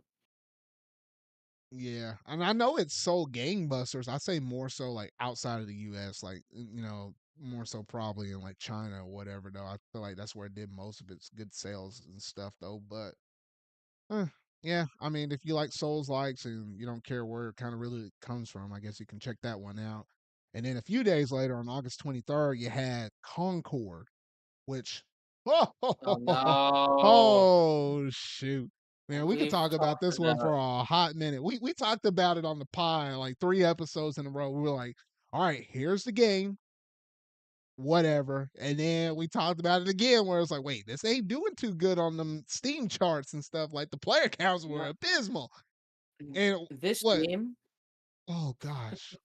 What This game was we really went from one podcast to the other, and it was like we talked about it some, and it closed in the other. All right, I'll let you talk now. That was yeah. wild. Two No, you're episodes. good. I just didn't want to lose this thought. I was just gonna say this game was really successful at one thing. Fucking killing Sony's revenue for the month of September. No, August. No, well, going into September, it Oh, died in going in. September. Going into It died. September. Okay, It yeah. actually died in September. And guess what? It died just in time for Astrobot, which we'll get to. But like, I just think it's really funny that Sony had its worst failure ever, followed by one of its biggest successes in recent memory. But like, what can we say about Concord that hasn't been said, Zard? Honestly, nothing. Like that was the most embarrassing thing and the biggest like pimp slap in the industry, if you want to call it like that, or put a footnote next to it or something.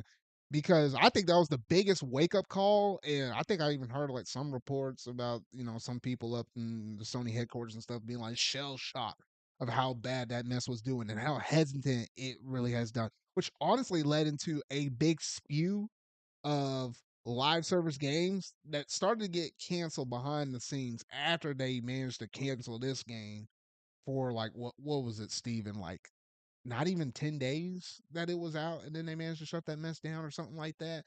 It was not long. Like you said, we talked about it in one podcast. Then we talked about its closure in the next. Yeah. So honestly, yeah, you heard from everybody in the moment about this mess though. So it's like I don't know. The gaming industry is already kind of shook up as it is already, and that was just like a big old wake up call for everybody, the fans and the businessmen and the game developers. Unfortunately, everybody was shook by that. But man, oh man, that was an embarrassment. Then we move over to August the 27th. We managed to get the release of a well beloved classic for you, Steven. Old Pizza Tower. Yeah, I love this game. Um, Switch version, right? Switch version came out in August. Was it okay? Now I just had this thing on the list for August. I don't know exactly when it was released or for the first Okay, release on Steam. the game came out in 2023 on Steam, Zard. Okay, all right. Well, okay, then we're January just referring this to 2023. Switch. I don't know. Fine. You talked about it so much. I was like, gosh dang. I guess I had to put it on the list when I saw wherever list I was getting all of these stuff Uh, from. Well, Pizza Tower is a very good game. It is probably the most Nintendo that a game developer has ever gotten to like feeling like a Nintendo game, just with how much with the very unique and weird style it has, with the really solid and tight gameplay, with the humor really being really funny in certain points. Um, there's a lot I could say about it. Just it being a spiritual successor to Wario Land, specifically Wario Land 4. It just has some really really nice gameplay, and even just besides the gameplay, the music is I also really like a lot, and they made probably one of my favorite games in a while, one of my favorite platformers, 2D platformers at least. Hmm. Not much I could say about it. Like I've speed ran through this game a lot, but like don't even if I wasn't speed running through it, it just does an amazing job at like slowly easing you into the mechanics of the game and making it feel like it's a easy to learn, hard to master type of deal. Yeah. Um, Zara, did you buy this game yet? No. I still need to play through a few other things. Look, my backlog is looking stupidly dumb right now at this point. Every time I boot up my thing, because I just finished, and I didn't even Yeah. have this on my list of No, topics though. I just finished the Shadow part of Sonic X Shadow Generations and stuff. I'm struggling to figure out what game I want to play next, even though I got a good stack of games I could play on Switch or PS5. I don't know. I was like, man, fair enough. I really don't need to buy another game at Either this way, point. I'm trying to not buy any more games until Xenoblade Chronicles X comes out, because then I know I have to pick up that game on day one. But well, yeah. yeah, Either way, eventually, me and you will do a trade. I'll play one game at your request. You'll play one game at my request when we oh have nothing shit. coming out. Okay, we say Like that which though, but we know once that Switch 2 comes out, then it's already a wrap. I don't know. Yeah, well, maybe like in March or maybe March or May. We'll have 1 month in between. And by the way, just one last thing, because I kind of sorry to insert it here. I did sign up for the Switch 2 experience, but we're gonna find out next week if I actually got in. See, you should have said that mess earlier when we were still I on the should have. Switch Well, I 2 just thing. remembered. I just Uh, remembered. I just wanted to say it to get it out there. Like I might be able to get an inside sneak peek at the Switch 2 before it releases. We'll find out next time. find out All next right, time. All right. back to August. All right, so yeah, so that was it for Pizza Tower. We'll move on over to August the 29th, where we had the release of Emio the Smiling Man. Man, it's been some kind of year because I almost forgot about this title at one point until I saw it on the list when I was formulating this whole thing out. Because man, this game was good. It was a good visual novel experience. I thoroughly enjoyed my time up with this mess. My only nitpick with these games is I always wish there was an English dub for it though, but the content that was up in it, it was still phenomenal. I like all the improvements they made over the previous games they made, which was like the girl, the one who stands behind, and what was it, and then that other one. But those games came out. What was it, back in 2022, 2021, somewhere around that point though. But yeah, they made some improvements on that. Visually, it looks stunning. I like the story and what it kind of goes for, and the urban myth of the dude that was walking around with a paper mask and stuff, the weird marketing material that we had with that first release though, the fact that this game was rated M, like oh shoot, like it had a lot of things going for it, and I really liked it, especially once you got to the epilogue episode, which I wasn't expecting this story to go places though, and I can't say too much because otherwise it will spoil the I still experience haven't beaten though. it. Where were you last at in this game? Um. Oh yeah, I played the demo. I was like at the beginning of chapter two. I remember. By the way, I bought the game. I bought it when it released. Uh, Because I wanted to support it, obviously, and because I knew I was gonna get to it eventually. I don't know if this game has gone up in price yet. I don't know if this is like a hard game to find. It's only been a couple months, uh, let me see here if I can pull up Best Buy, but you keep but talking. I will get to it. I promise you, I will get to the game. It seems really cool, and from everything I've seen, the people that played it really liked it. Hmm.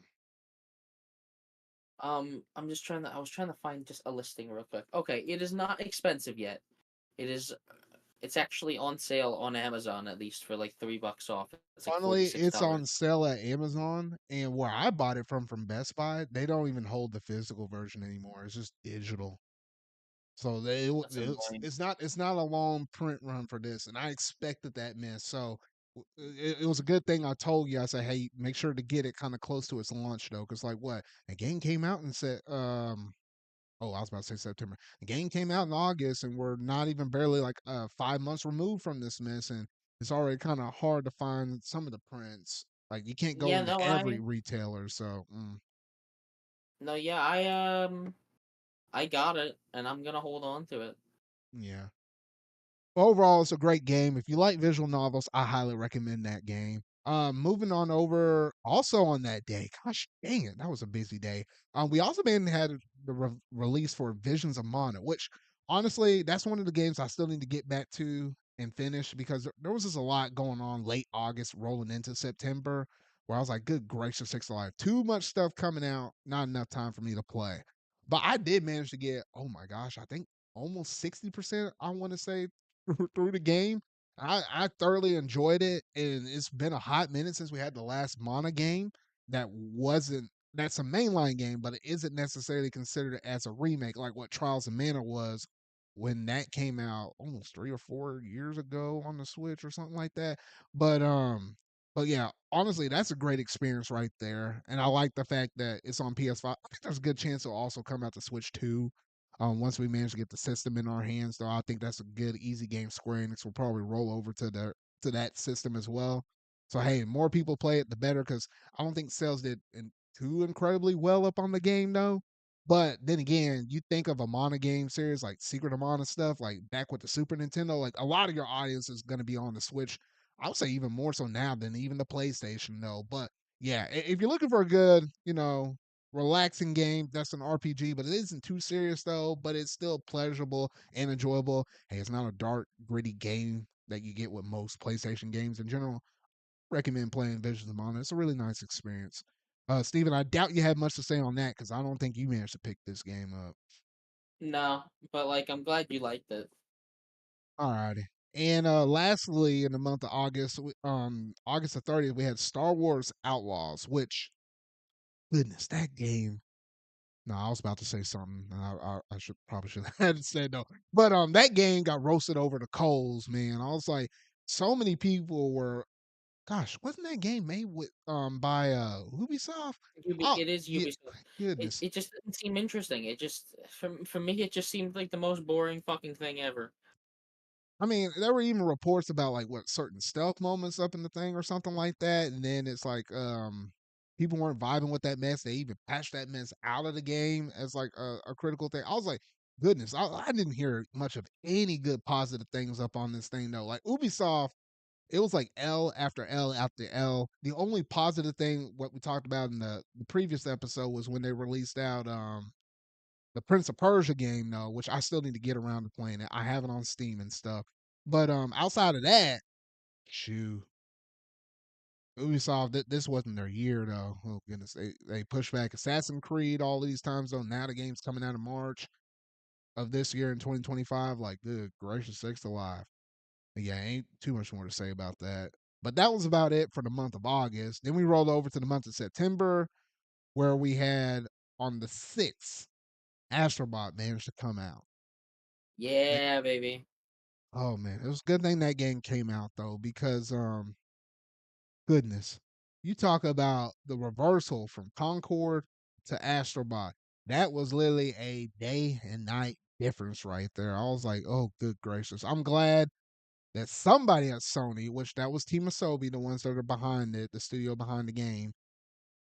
Hey, at least somebody understands. Hey, you can make a great, solid game. It doesn't necessarily have to be a big 60 to 70 hour long game, though. And it still entertain you. It doesn't break the bank, and everybody happens to love it. All right, Steven, take it Yeah. away. Yes, Astrobot is amazing. It's not necessarily anything completely remarkable. This game is not gonna completely destroy the foundation of gaming as we know it and, cause a bunch of new games to take fold. But I do think it's going to hopefully revitalize 3D platformers for a new generation.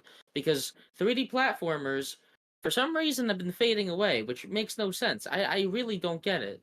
Like, I think this game proved that, like, we need more fun games. Fun is what a game should be above all else. And this game does that so well. I had a smile on my face the entire time I was playing this game. There was not a single moment where I was playing this game where I got bored or I was like, oh, let me get this over with.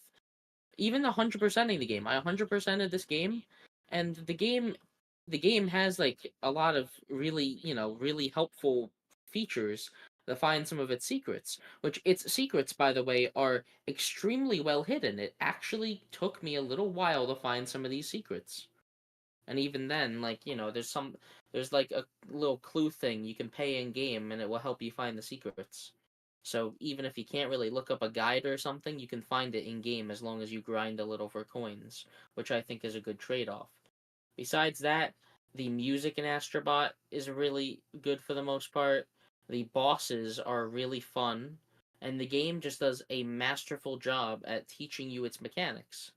Like it a lot of people comparing it to like Mario Galaxy with how the game is structured, and I think that's a perfectly good comparison. It's a lot like Mario Galaxy where you have some linear levels, you have some open levels to collect a certain amount of something in, and then the way that it slowly introduces new mechanics to you every level and then kind of ends with like one final challenge with all of it is exactly how Nintendo would design a level. And it's done really well. And obviously, like, you have all the PlayStation references in there, and the PlayStation references are really nice for the most part. You can tell they have so much love for PlayStation. But even without those, just putting those aside, without those, the game is still really good. I don't have much else I can say about it besides go play it yourself, go buy it. And then Nintendo take some fucking notes for the next 3D Mario game with how it looks, because this game visually looks fantastic as well. It's a perfect blend between that realistic style and that cartoony style. You have anything else to add, Zord? Nah, you about summed it all up. I knew you were gonna sum it all up after the first little intro I gave it though. But yeah, honestly, if you do have the PS5 and you hadn't bought in this game, I honestly don't understand what you're doing right now. Look, you might have slept on Astro's Playroom, which that's still a crime and sorcery in it of itself. But I digress. Everybody and their mama, if you own this system, you should definitely go out and get this game though, because I mean, shoot, if it won the stinking game of the year stuff for the Jeff Keighley show, I mean, like, come on now, y'all got to get with the times though. So that was basically it in terms of that. Let's move it over to the next September game on September 12th. That was the digital release for this next game, even though it came out a little later on in the month of November physically. And I'm referring to Marvel vs. Capcom Fighting Collection. Yes, they managed to run this mess back with Marvel vs. Capcom 2 and stuff. I have the game. I finally picked it up, Steven, whenever it was it. It shipped to my house like in November or whatever though. I hadn't even booted up the game yet. I just have so much on my plate. But overall it's a really nice game. The fact that they're able to put so much stuff together. I really want to play that Sin and Punisher mode since it has like co-op and stuff though. But you of course bought that mess on Steam, so it's not like I could play it with you though. But I'll get around to it at some point though. But was there anything you wanted to say on this collection? It's a good collection. I've mostly played Marvel vs. Capcom 2. It's a little clunky in the UI, but like once you're in the games, everything feels fine and everything looks great. All right. It, Yeah. it's just nice for the fans of this game to finally see it come out. Yeah, and it's even what was it, Marvel vs. Capcom 2? It's even in the lineup for I think Evo this year though. So, some good stuff right there. Good stuff. Then on September 24th, we also had the release of Epic Mickey Rush. That was one of those games I managed to go back and pick up because I was curious about playing that game whenever it was originally out on the Wii, which this is just like a remaster of it though. So I managed to pick it up during Black Friday. Hadn't gotten around to playing it though, but at some point I'll try to make my way to this game though. But well, from what I usually hear from a lot of different people, like that was a solid platformer, at least on the Wii back in the day though. Steven, was there something you wanted to add on that or I've never played Epic Mickey. I definitely will get to it through this remake, though. alrighty. And then that leads us to the final game of September, which both of us played. And yes, I'm referring to Legend of Zelda Echoes of Wisdom. Man, honestly, this was close to getting somewhere kind of close in my lineup for like most memorable games of 2024, but there were still like a good six solid games that still kind of stood out to me a little bit more so though. But in terms of Nintendo games, yeah, it was definitely kind of up there at the top though. And of course, this is like what Zelda's first game in her series where I say her series, but even though the whole series is called The Legend of Zelda to begin with, though, but this is the first time Zelda was like a playable main protagonist from start to finish, and that in and of itself is like a pretty great accomplishment because a lot of people have been hoping and wishing for this moment for an extremely long time, and they finally managed to give that to us, though. However, I guess my main nitpick with the game was the fact that the whole item management with all the echoes, because by the time you get to the end of the game, there's just too many just to scroll through that list. Yeah, Echoes of Wisdom has some flaws, but like it is a really fun game besides all those flaws. Like once this game gets on Switch 2 and there are no performance issues, I'm going to revisit it. I think it just has a very creative approach to how it designs its puzzles. The game gives you a lot of freedom, but it also succeeds where Breath of the Wild fails in making an actual fun challenge alongside all those freedoms. Like, yeah, you can just tease a lot of stuff with beds, but like the fun is finding out how to do that. Like it's not always as simple as just cheesing stuff with beds.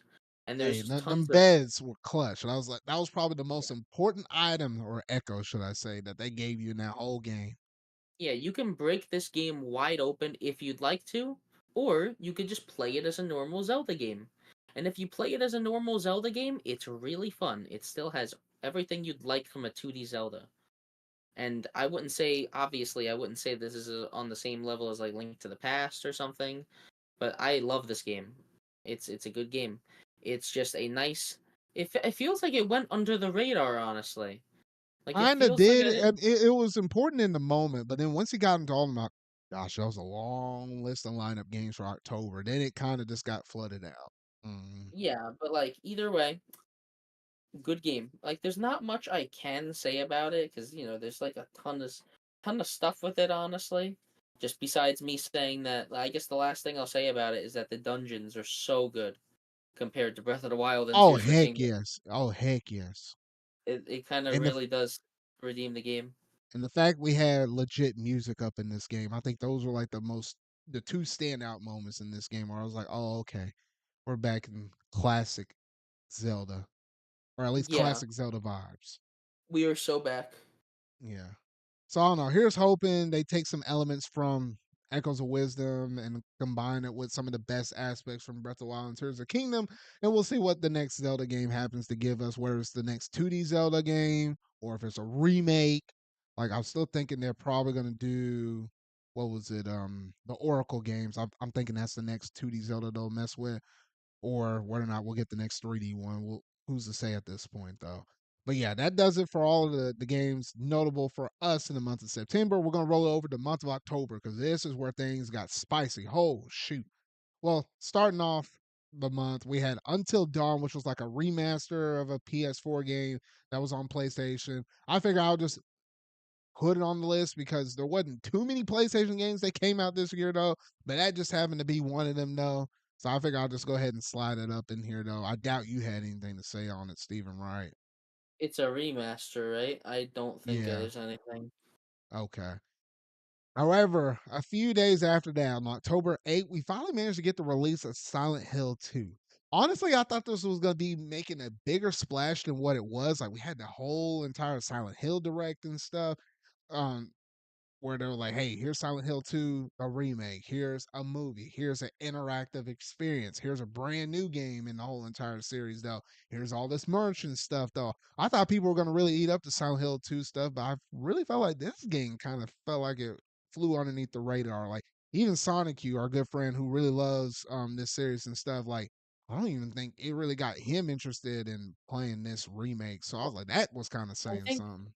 I think it was just like how it looked. It really didn't look all that good before release. Hmm, But like I don't know. Apparently, from what I've heard, people that actually played it seemed to like it a decent amount. I gotcha.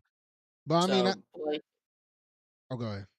I was just gonna say like it definitely. I've never played Silent Hill 2, so like I might get to this eventually. But like I heard people liked it. I heard it's a good version. Hmm.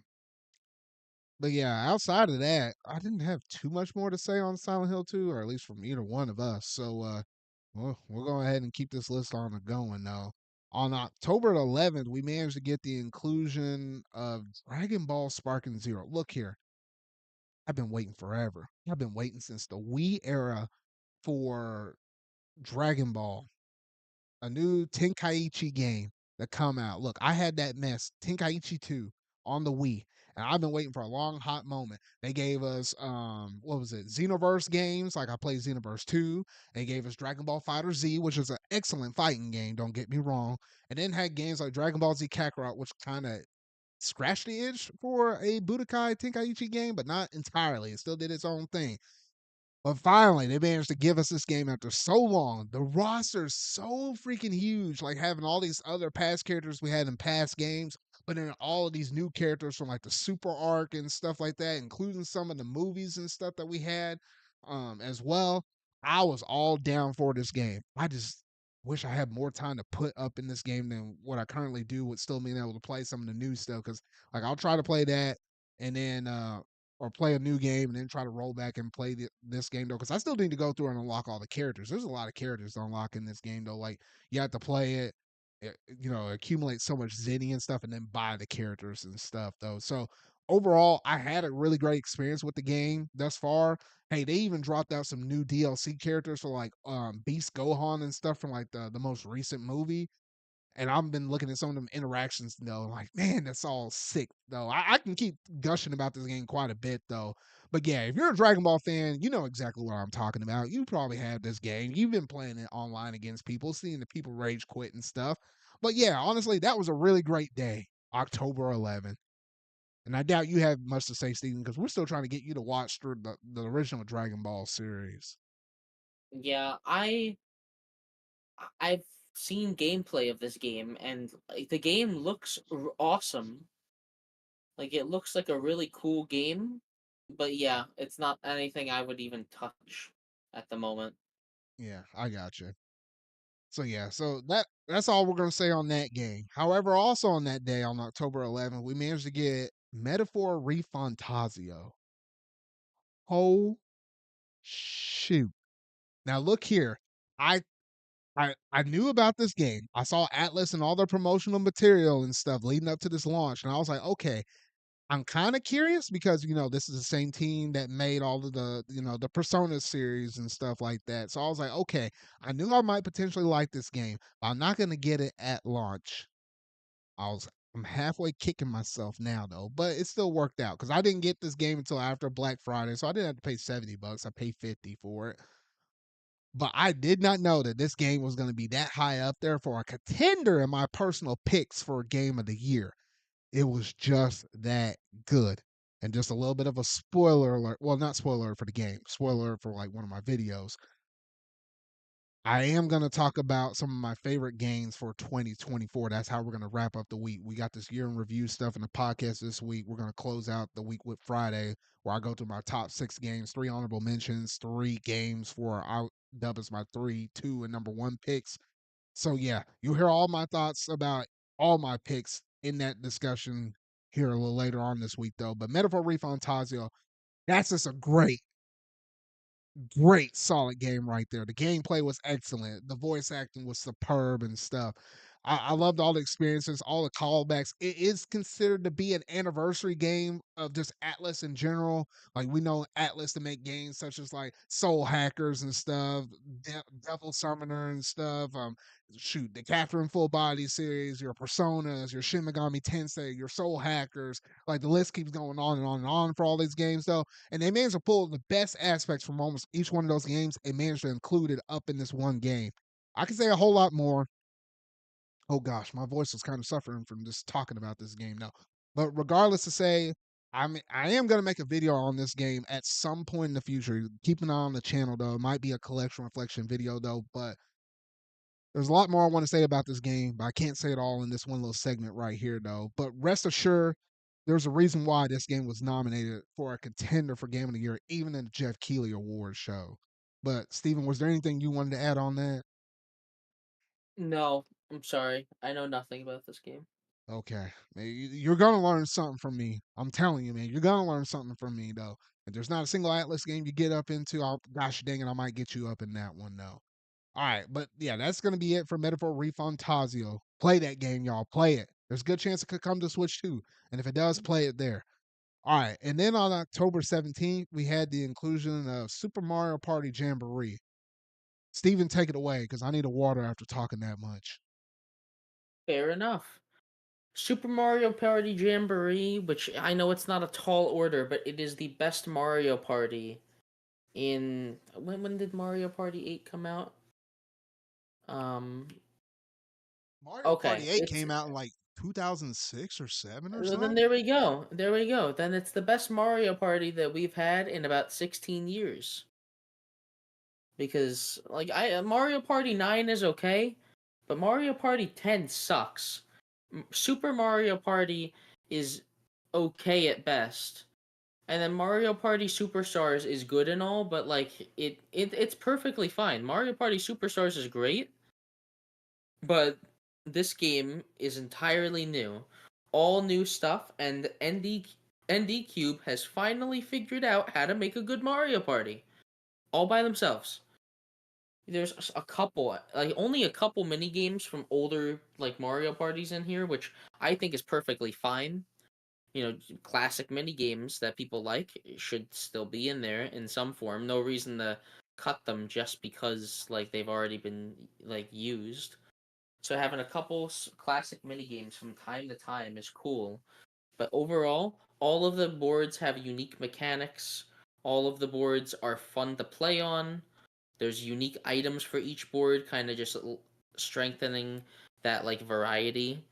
But even then, even though they're very different, they all have the same core gameplay, and everything's balanced, everything is fun.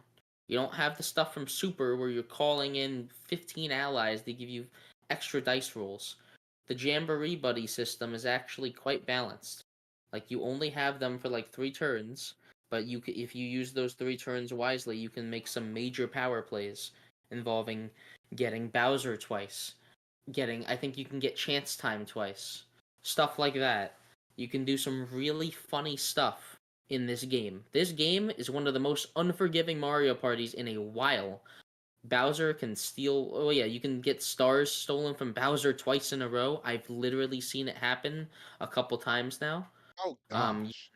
yeah, like Bowser's a lot more brutal in this game. The Bowser board, he takes so much. The whole gimmick of that board is that the middle fills up with Bowser spaces and he can take stars and coins like nobody's business. Oof. Either way, this game is a lot more unforgiving. You have the hexes, you can put down star steals on spaces, coin steals on spaces. The items in this game are a lot more advanced. You have so many more items. There's a lot more strategy to be used. And then besides that, like I already mentioned, the boards are just very, very large. They have a lot of different paths to go on. There's just a lot more to think about as you're playing Mario Party this time around. Yeah, and I like My how they first, had five, what was it, five brand new boards and then two retro style ones, one from Mario Party yeah, 1 which from Mario Party 2. So seven in total. yeah, and like yeah, there are 2 retro boards. It's not entirely new, but like still five new boards by itself would have been fine. These 2 new boards are just a nice bonus. And that's not even to mention the side modes that this game has, while not as fleshed out as the main game, are still really fun. Like the Bowser Kaboom squad, like teaming up with random players to like shoot down Bowser is fun. The I haven't tried the single player ones, the motion control ones, but those mini games look fun. I think In I Super Mario did Party, motion was one fun. of them before, like the what was it? The one where you flap your Joy Cons or whatever. I think I Yeah. dabbled with that one a little bit, but not too much more beyond that. But yeah, there was Bowser Kaboom Squad, and what was the other side mode? Oh, Koopathlon. It's just a Hoopathlon. Now I did do that one. nice That little one's high fun. score. Yeah, well, it's basically just high score, just getting the highest score in these select mini games, and it gets faster and faster, kind of like WarioWare. And that one's fun. It can get really intense if everyone playing, like all 20 players, know how to play the mini games at optimal rates.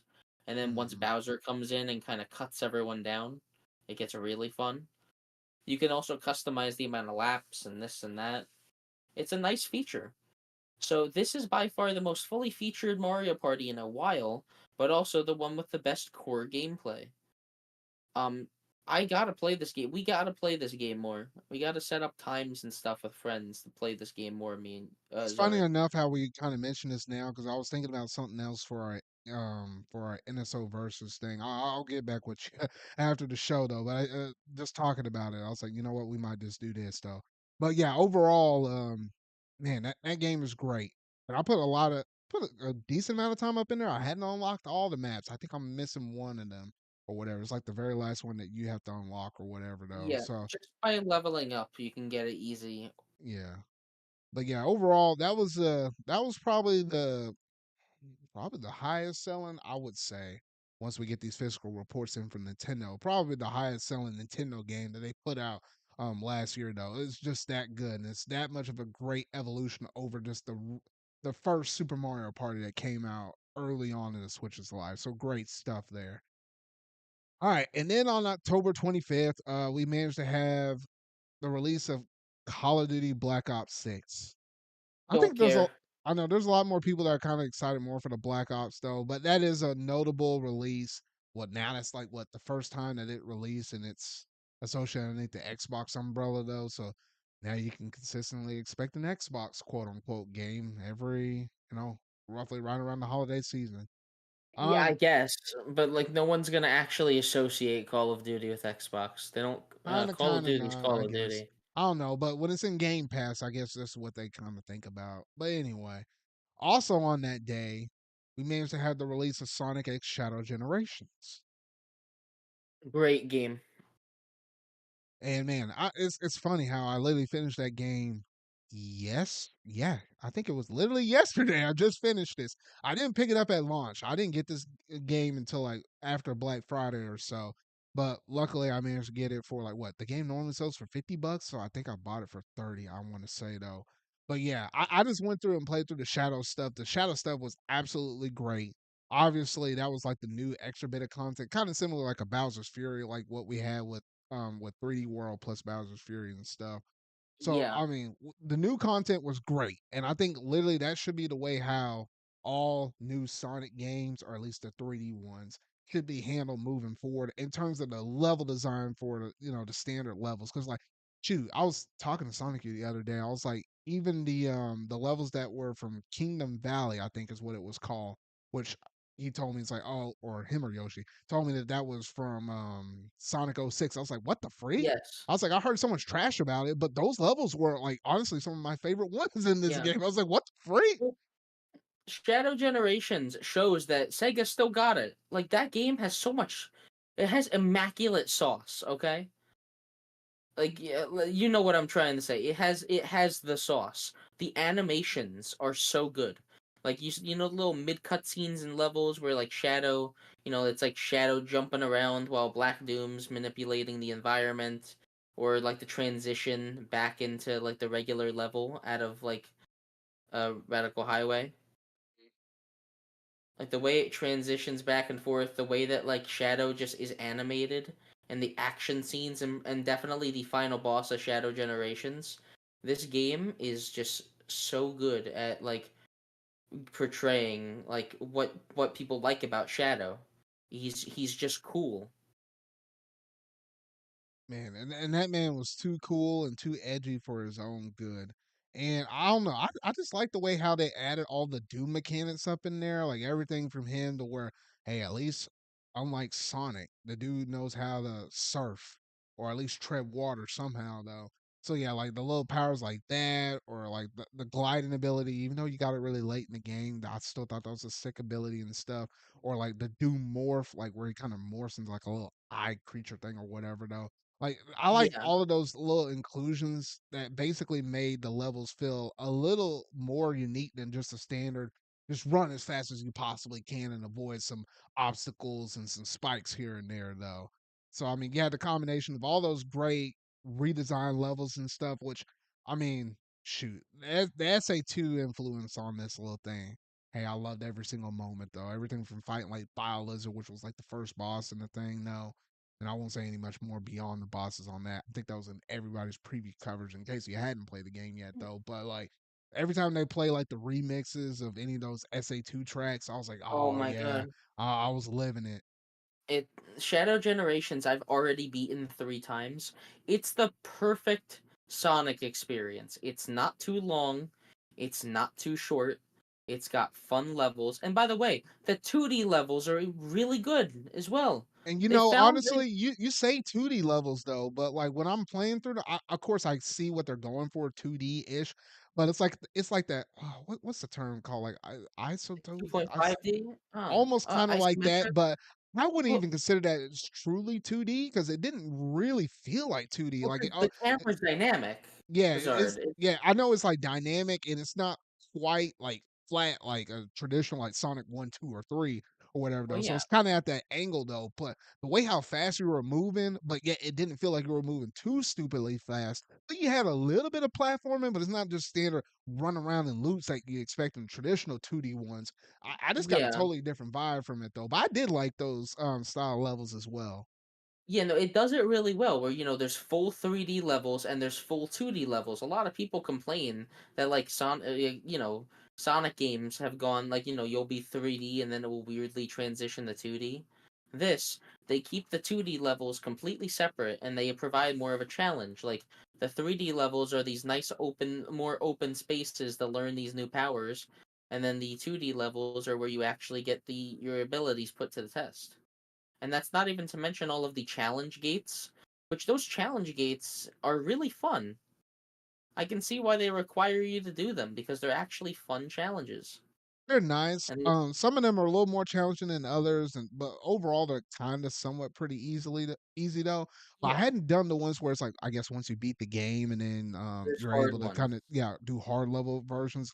I hadn't attempted any of those. I might dabble with that at some point though, but By I the can only way, imagine some of them are way tougher. the game doesn't tell you this, but there's hard versions of the bosses too. Oh no, it did tell you. It Oh, it tells you did? on the Okay. yeah, it pops up a little prompt saying, "Hey, the challenges and the bosses are tougher." I was like, Oh, okay. "Oh, okay." Either way, though, everything about how they handled this is perfect. Honestly, they better do the next Sonic game just like this. Hey, if they take some of the best aspects from Frontiers, because I really like the open zone aspect of it though, but then go an extra step further in terms of the levels, like and pull the inspiration from what they did with with Shadows Generations. I think that'd be the perfect Sonic game. Like that could be up there with like an Unleash or SA2 with a much Yeah. deeper, much enriching story that kind of ties everything together. Then Sega be cooking for me personally, at Oh least. I'll yeah. be like, oh yeah, now I'm in it. That's another thing. Just the story of Shadow Generations, everything with like Maria and just like Gerald.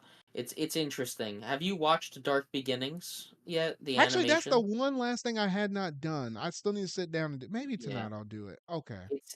It's just so good. Everything about Shadow Generations is so filled with quality. This is by far the most quality product that that Sonic team has released since Hmm. Sonic Generations in 2011. And by the way, the fact that this is bundled with Sonic Generations, perfect bundle. I would buy Shadow Generations by itself for the asking price. It's Hey, just good. technically, that's what I did because I did not go Yeah. back and play the original generations. Hey, But it's hey, always there. the shadow stuff was still good though. I'll get around to it at some point because I had it on Steam already though. But yeah. Yeah. And it's gonna run really nice on PS5. But yeah, honestly, we can keep going on about it though, but we got to keep this thing rolling. We're getting close to the end though, but great stuff Yeah. right there. If you hadn't played it, highly recommend to do so. Then on October 30th, you had a Pokemon trading card game Pocket. Which remember when this thing first came out, and this is the one mobile game I had on this list. Notice how everything else was console games. This was the one game on my list where I was like, okay, there's a lot of charm up in this thing. Just being able to pull cards every single day, at least like what 2 different packs, and not having to worry about oh you got to pay like an arm and a leg to get these cards. Like, Steven, we all seen this mess recently on Twitter and social media and stuff like that. All of these scalpers and stuff raiding these Costco's and stuff and getting all these cards and stuff though. I was like, man, what the freak is going on over here though? It's so chaotic. I don't get it. But yeah, at least this is a good alternative. It's simplified in terms of the way how you trade and battle and collect. It's just nice to have all the cards digitally and stuff like that, though. It's been a while since I booted it up though, but I need to do some pulls though. But you know what? Speaking of which, I might honestly whip up this app right now in the middle of the show and see if I can pull anything good though. But overall, it was a really nice experience just going through and playing it. You got anything to piggyback off of, Steven?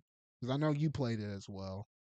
I've been turning it on every day or two, just opening my packs. I've gotten all of the immersive cards, the super rare, Oh, like the those ones that are you hold cool. down on. I Yeah. got the three from the Genetic Apex, and then I got the Celebi one that just came out in the little mini deck.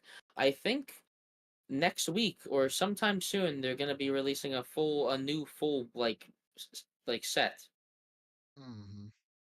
So we'll see. Honestly, Yeah, we'll see. Oh wait, I gotta open up a Mew pack up on this thing. Hold up, I'm doing this mess. Hey, if this show can give me any kind of luck, you'll give me the Mew right now. All right, I'm just going with the first one right here. I'm just gonna go ahead and swipe it. you're not gonna Pidgeotto, get it. Elegiem, Larvesta, Beehiam, Stonjour. Shoot. Gosh dang it.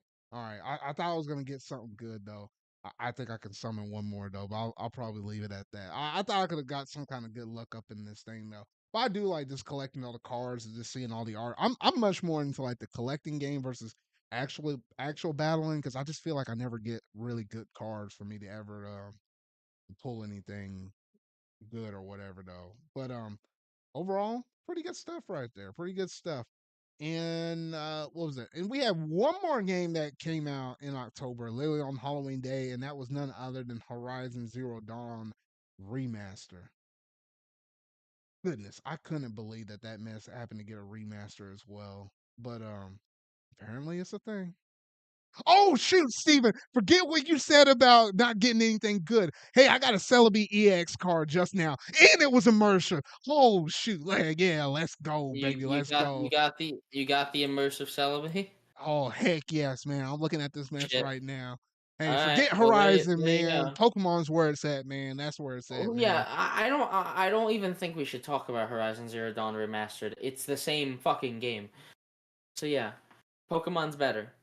Oh man. All Let's right, that was let's the let's look I was looking for in this show. Thank goodness. let's move on to November. All right, so let's move on to November here. We managed to get on November 7th, Mario and Luigi Brothership. Okay, Oh, I got some oh man, I ain't trying to drag so this out, but oh, I think we should leave it like kind of brief. I haven't beaten this game yet. I kind of just stopped playing it because mm, as much as I like the game, it just did not give me any reason to want to keep playing. It just got really slow and it hasn't really paid off. Like the gameplay hasn't really gotten as deep as I expected for how long the game is. And the story is very predictable even if it is like fun. Even it's a nice fun charming game. It visually is really nice. But like at that point it's just style over substance. I can't really get as engaged as I wanted to, which sucks. But like, it's a good game and all. I enjoyed what I played, but it's just hard for me to come back and actually finish it. Maybe my opinion will change on it eventually. yeah, I like how you were actually attempting it. And I just hated how long it took to get the brothers move unlocked and getting in and out of battle was such a chore and stuff. I just wasn't feeling like the magic pizzazz that I felt in Superstar Saga, Partners in Time, Bowser's Inside Story. I wasn't getting the same vibe as some of those classic Mario and Luigi games versus this.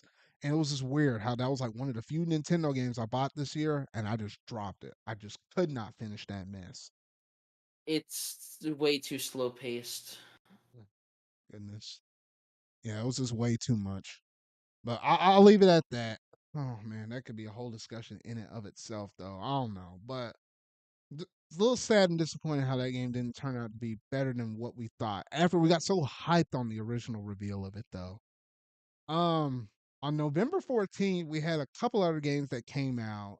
One of them being Lego Horizon Adventures, which man, Steven, you're talking about not pushing Horizon. Like this is the most Horizon mess we talked about in one single podcast. It So just it's just weird seeing Horizon on a Nintendo platform, but that was like probably the most notable thing.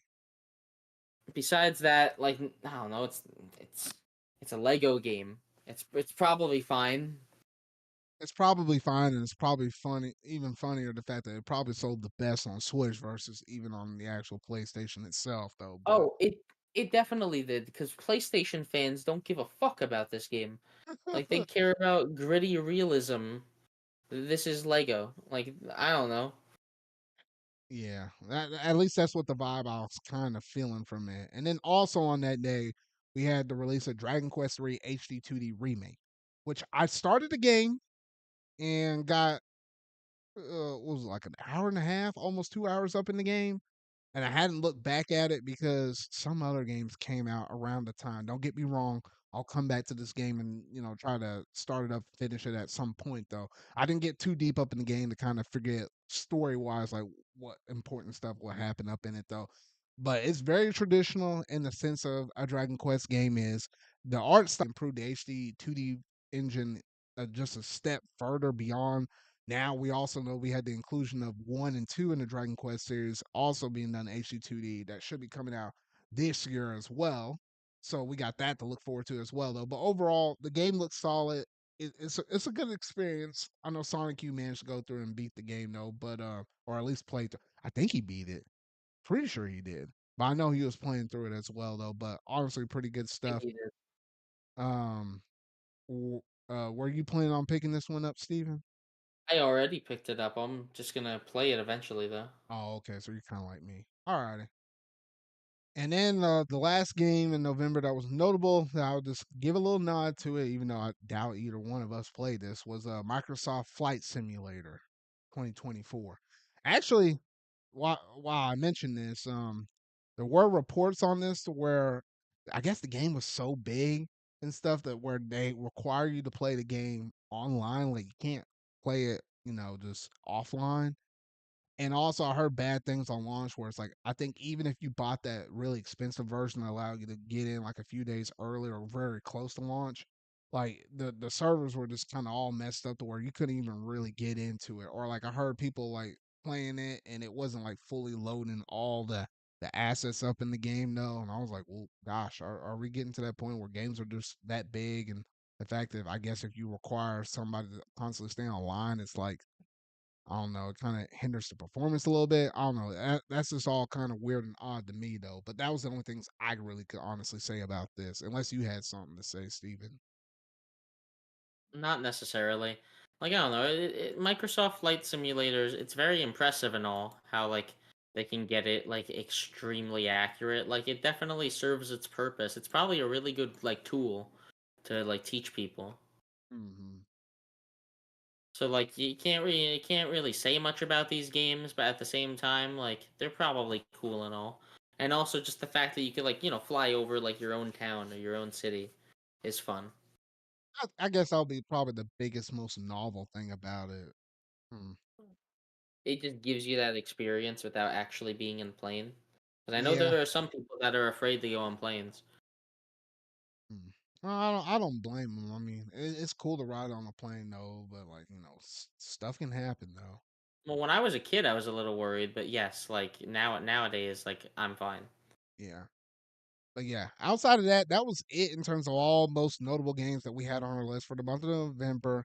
And that finally leads us into the final month, that being December, where we only have just four games I had up on this list. The first one I had to put an asterisk next to it, Anton Blast, which I think supposedly it was supposed to come out December 3rd for Switch and on Steam as well. But the Switch version got delayed out by like almost like a week or two or something later though. I have it on my Switch. It's sitting there. I just hadn't gotten around to play it yet. But from everything I played from the demo, very inspired from like from the Wario games, back like on the Game Boy Color days and stuff like that, though, or GBA. And I was like, you know what? I enjoyed all the weird wackiness, how fast you move throughout the levels and stuff though. So hey, this is one of those other few indie games I happen to pick up. I need to get around to playing that at some point though. But I like what I experienced in the demo. But Steven, you got anything to add on it? I actually have not tried anything with this game. I Like will you at least eventually. tried the demo. What the heck? No, I didn't try anything yet. I'm Hmm. gonna. Okay. All right. All right, but that's it for Anton Blast. So whenever I do get around to it, I'll probably say something on the pod whenever I finally boot up that game. And then December 5th, we had the release of Fitness Boxing 3. All right, Steven. Isn't this technically a first party game? Or is it I don't. not?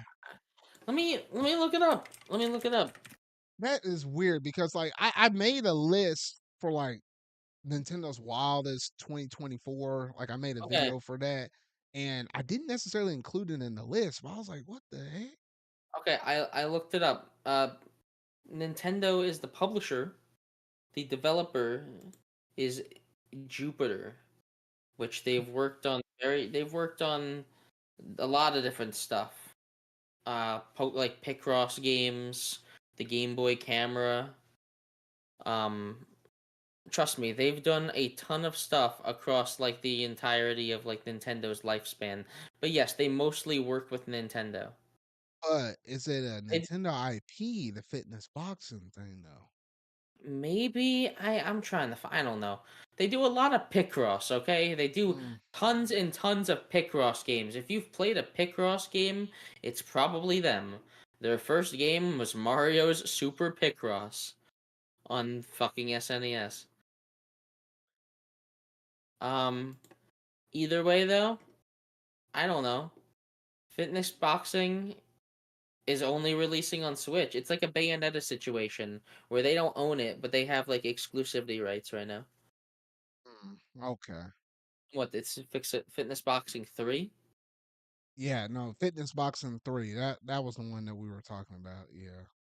Yeah, it looks cool, I guess. Looks fine. Mm. Well, yeah, we had that one on the 5th. And then one day later, on December 6th, we managed to get I would say the most biggest and most notable release, especially coming off the heels of Concord, Marvel Rivals. Now, look here, I might not Yes. be the biggest hero shooter fan. Like, I wasn't really big in like an Overwatch or Overwatch 2 or anything like that. Like, the 6v6 shooters, they don't really do me that much. Like, shoot, I'm not even a big shooting fan in general. Like, the most thing I would do shooting wise is usually Splatoon, Doom, and a little bit of GoldenEye. And that's usually why I usually like to stick with most of my shooting stuff, though. But of course, with it being a Marvel game, I had to at least try it out just for the novelty's sake. Because I like what the Marvel team is doing. They have like a studio that does all their collaboration with all these other developers and stuff that are doing other stuff like that. What is it? That Marvel Captain America game that's gonna be with Captain America and Black Panther. We know they're doing an Iron Man one. Xbox got their hands on some stuff with a Blade stuff. Obviously, Sony already has their hands on Wolverine and the Spider Man IPs and stuff like that. Like they have their feet in a lot of different pools and stuff like that. So, anytime that they release one of these games, I'm gonna at least try to check them out or whatever, especially if it's free to play like this one. And what they got, it's really cool. I hate how I just don't vibe with the way how, it's just stylized. Like I'm just not good at hero shooters and whatnot though. But I like all the characters they got up in here though, and the style, the art direction and stuff, and the diversity. Like it's really cool. And I know you've been playing this obviously a lot more than I have. Yeah, I've been playing it a lot with like some of our friends. I've been playing Magneto. He's really fun, and also Venom. That was cool. Um, the game is really fun, just gameplay wise. I feel like you'd like it. It's very similar, just in Splatoon, to just the way that you cooperate with teammates to get on a certain point. Look, I I'll think be if you playing put the game super casual. Like, don't expect me to play that mess well, competitively like how I do with Splatoon. I, well, I just ain't well, ever gonna get to that point. well, obviously, but like it's you'd obviously just have to try your best to play the objective. But like it's very team focused. You have your healers, your DPS, and your tanks. You need to have a decent balance of teammates in order to play properly. The healers are extremely important. The tanks do a good job at keeping the DPS alive, and the DPS are the ones that actually get the kills in most of the time. And the characters are just super fun to play. They all have unique gimmicks. They have like combo moves almost, where certain abilities will activate if you have two characters on your team. Like I think Venom gives both Spider-Man and Penny Parker a symbiote ability. There's a special move with Magneto that he only gets when Scarlet Witch is on the team that gives him access to a new attack. Like stuff like that. It really does feel fun. It makes it feel like a team game. It's a Marvel game. You should have all these cool team combos, which they do. And regarding cosmetics and battle passes, like there's no FOMO. Like if you buy a battle pass, you keep access to it no Yeah, and I matter like like how forever. yeah, and I like how I don't think there's technically a way how you lose out on content as long as you're willing to, Well, pay or whatever though. I don't yeah, think. as long as you're willing to pay, you will not lose out on any content, to my knowledge. Yeah, so it's not like a Fortnite or whatever. It's like once the season's gone, it's gone. There's just no way of getting that mess or something like that. But yeah, Yeah, that's as pretty long good. as you buy the battle pass beforehand. Yeah. Either way, though, I don't care much about the cosmetics. I'm playing the game completely free right now, and it does not feel like I'm losing anything. Hey, that's the way how it should be though. So it's just kind It of is. funny how It's you just had a Concord fun game. crash and then Marvel Rivals just, completely do the opposite. Which is kind of Yeah, funny because I think back in that state of play when they first showed off this game, I think it and Concord I thought were shown off at the same time and the same presentation. I was like, man, look at all of these different I hero don't. shooters and stuff. I want to say I I don't know know they for were sure. definitely in one. I just can't remember if that they both debuted in the same one. I do not know for sure. All I Mm. know, Zard, is that This game is fun, and let's just say you try out a hero and you don't like it. There's at least 30 other heroes right now. You probably will drive with at least one of them. Yeah. And then they just said recently, they just added two members of the Fantastic Four, and they're gonna add the other two members in like the next month, I think. So yeah. And they said that they want to release a new character every 1.5 months. So if you technically do the math, that's like technically like 2 months back to back, you'll get new characters, and then there'll be like 1 month being an off month, and then two characters back Either to back. way, But yeah, that's pretty either good. way, that still means we're gonna get like approximately what, like 7 or 8 characters every year. Yeah. So, something around that. Yeah, 6, 7, something like that. We're gonna get that many new characters per year, which is a decent amount. This game's gonna have a pretty big roster pretty quickly if it stays ongoing. We'll see. Honestly, though, I am having fun with it right now. It's a fun game. Yeah. So yeah, so that was it for Marvel Rivals, and that leads us to the very last game I had on this list. That being on December 9th, you had the release for Indiana Jones and the Great Circle. I can't say too much about this because I'm kind of curious about the game, but I'll only pick it up whenever it dropped out on PlayStation. Because remind y'all, like it technically was an Xbox exclusive at first slash PC, but then they quickly confirmed, oh, it's also coming to the PlayStation as well. And I was like, well, I was almost curious about trying to figure out how I was going to get it on PC, but I might as well go ahead and wait upon it though. I heard good things from people that said, hey, if you really do like Indiana Jones, like the movies and stuff, then you're more than likely going to enjoy this game. Like it's a pretty good interactive experience and stuff. And my only main nitpick was I wish it was third person instead of first person though, but I might be able to get around with it and stuff though. But rest assured, when it finally drops out on PlayStation, I probably will pick it up and I probably will try to play this game because I do like myself some Indiana Jones. Look, I know there's a lot of cutscenes and stuff up in here though, but equally there is quite a bit of gameplay up in the thing as well though. So I figure I'll go ahead and make a nod up on it though, because that was like one of the last few major games I would say that released out for 2024. Unless Steven, you had something else to say. Honestly, no. Alrighty. Well, ladies and gentlemen, that about does it. We took this mess into overtime though, but that definitely does conclude our year in review part two for all of 2024. So between last episode and like what was that? Episode 96 for part one from January to June, and now you have part two in January part two from July all the way to the end of December. We got the whole year covered, like how we typically do in every January, though. So a lot of good games came out in 2024, while the industry still was kind of a little bit shaken up a little bit, give or take. We still managed to have some good games release out this year, though. A lot more than what I honestly thought of. Now that I got the whole list here in front of me, though. Um, I have a dedicated video coming out for literally this Friday, Steven, but have you thought of personally what was your game of the year pick? It's difficult, man. But like, if it really had to come down to one entirely new game, not going with the remakes or anything stupid like that. Well, uh, it could be remakes, remaster, or new games that were released in 2024. Anything new that released in 2024. I'll say I that. I think I'm gonna go with Astrobot. I figure you might have said that. Okay. It's just I had a smile on my face the whole time. And Shadow Generations, I can't really count that as a full game, but that would be runner up. Mm. What about a number three pick? Probably either Echoes of Wisdom or Mario Party Jamboree. Okay. All right. Or That actually, wait, wait, seems wait, wait, wait. You know what? No, scratch that. It would be another Crab's Treasure. I forgot that was 2024 for. oh, okay. Okay. I like how you included that one. All right, that's real nice right there.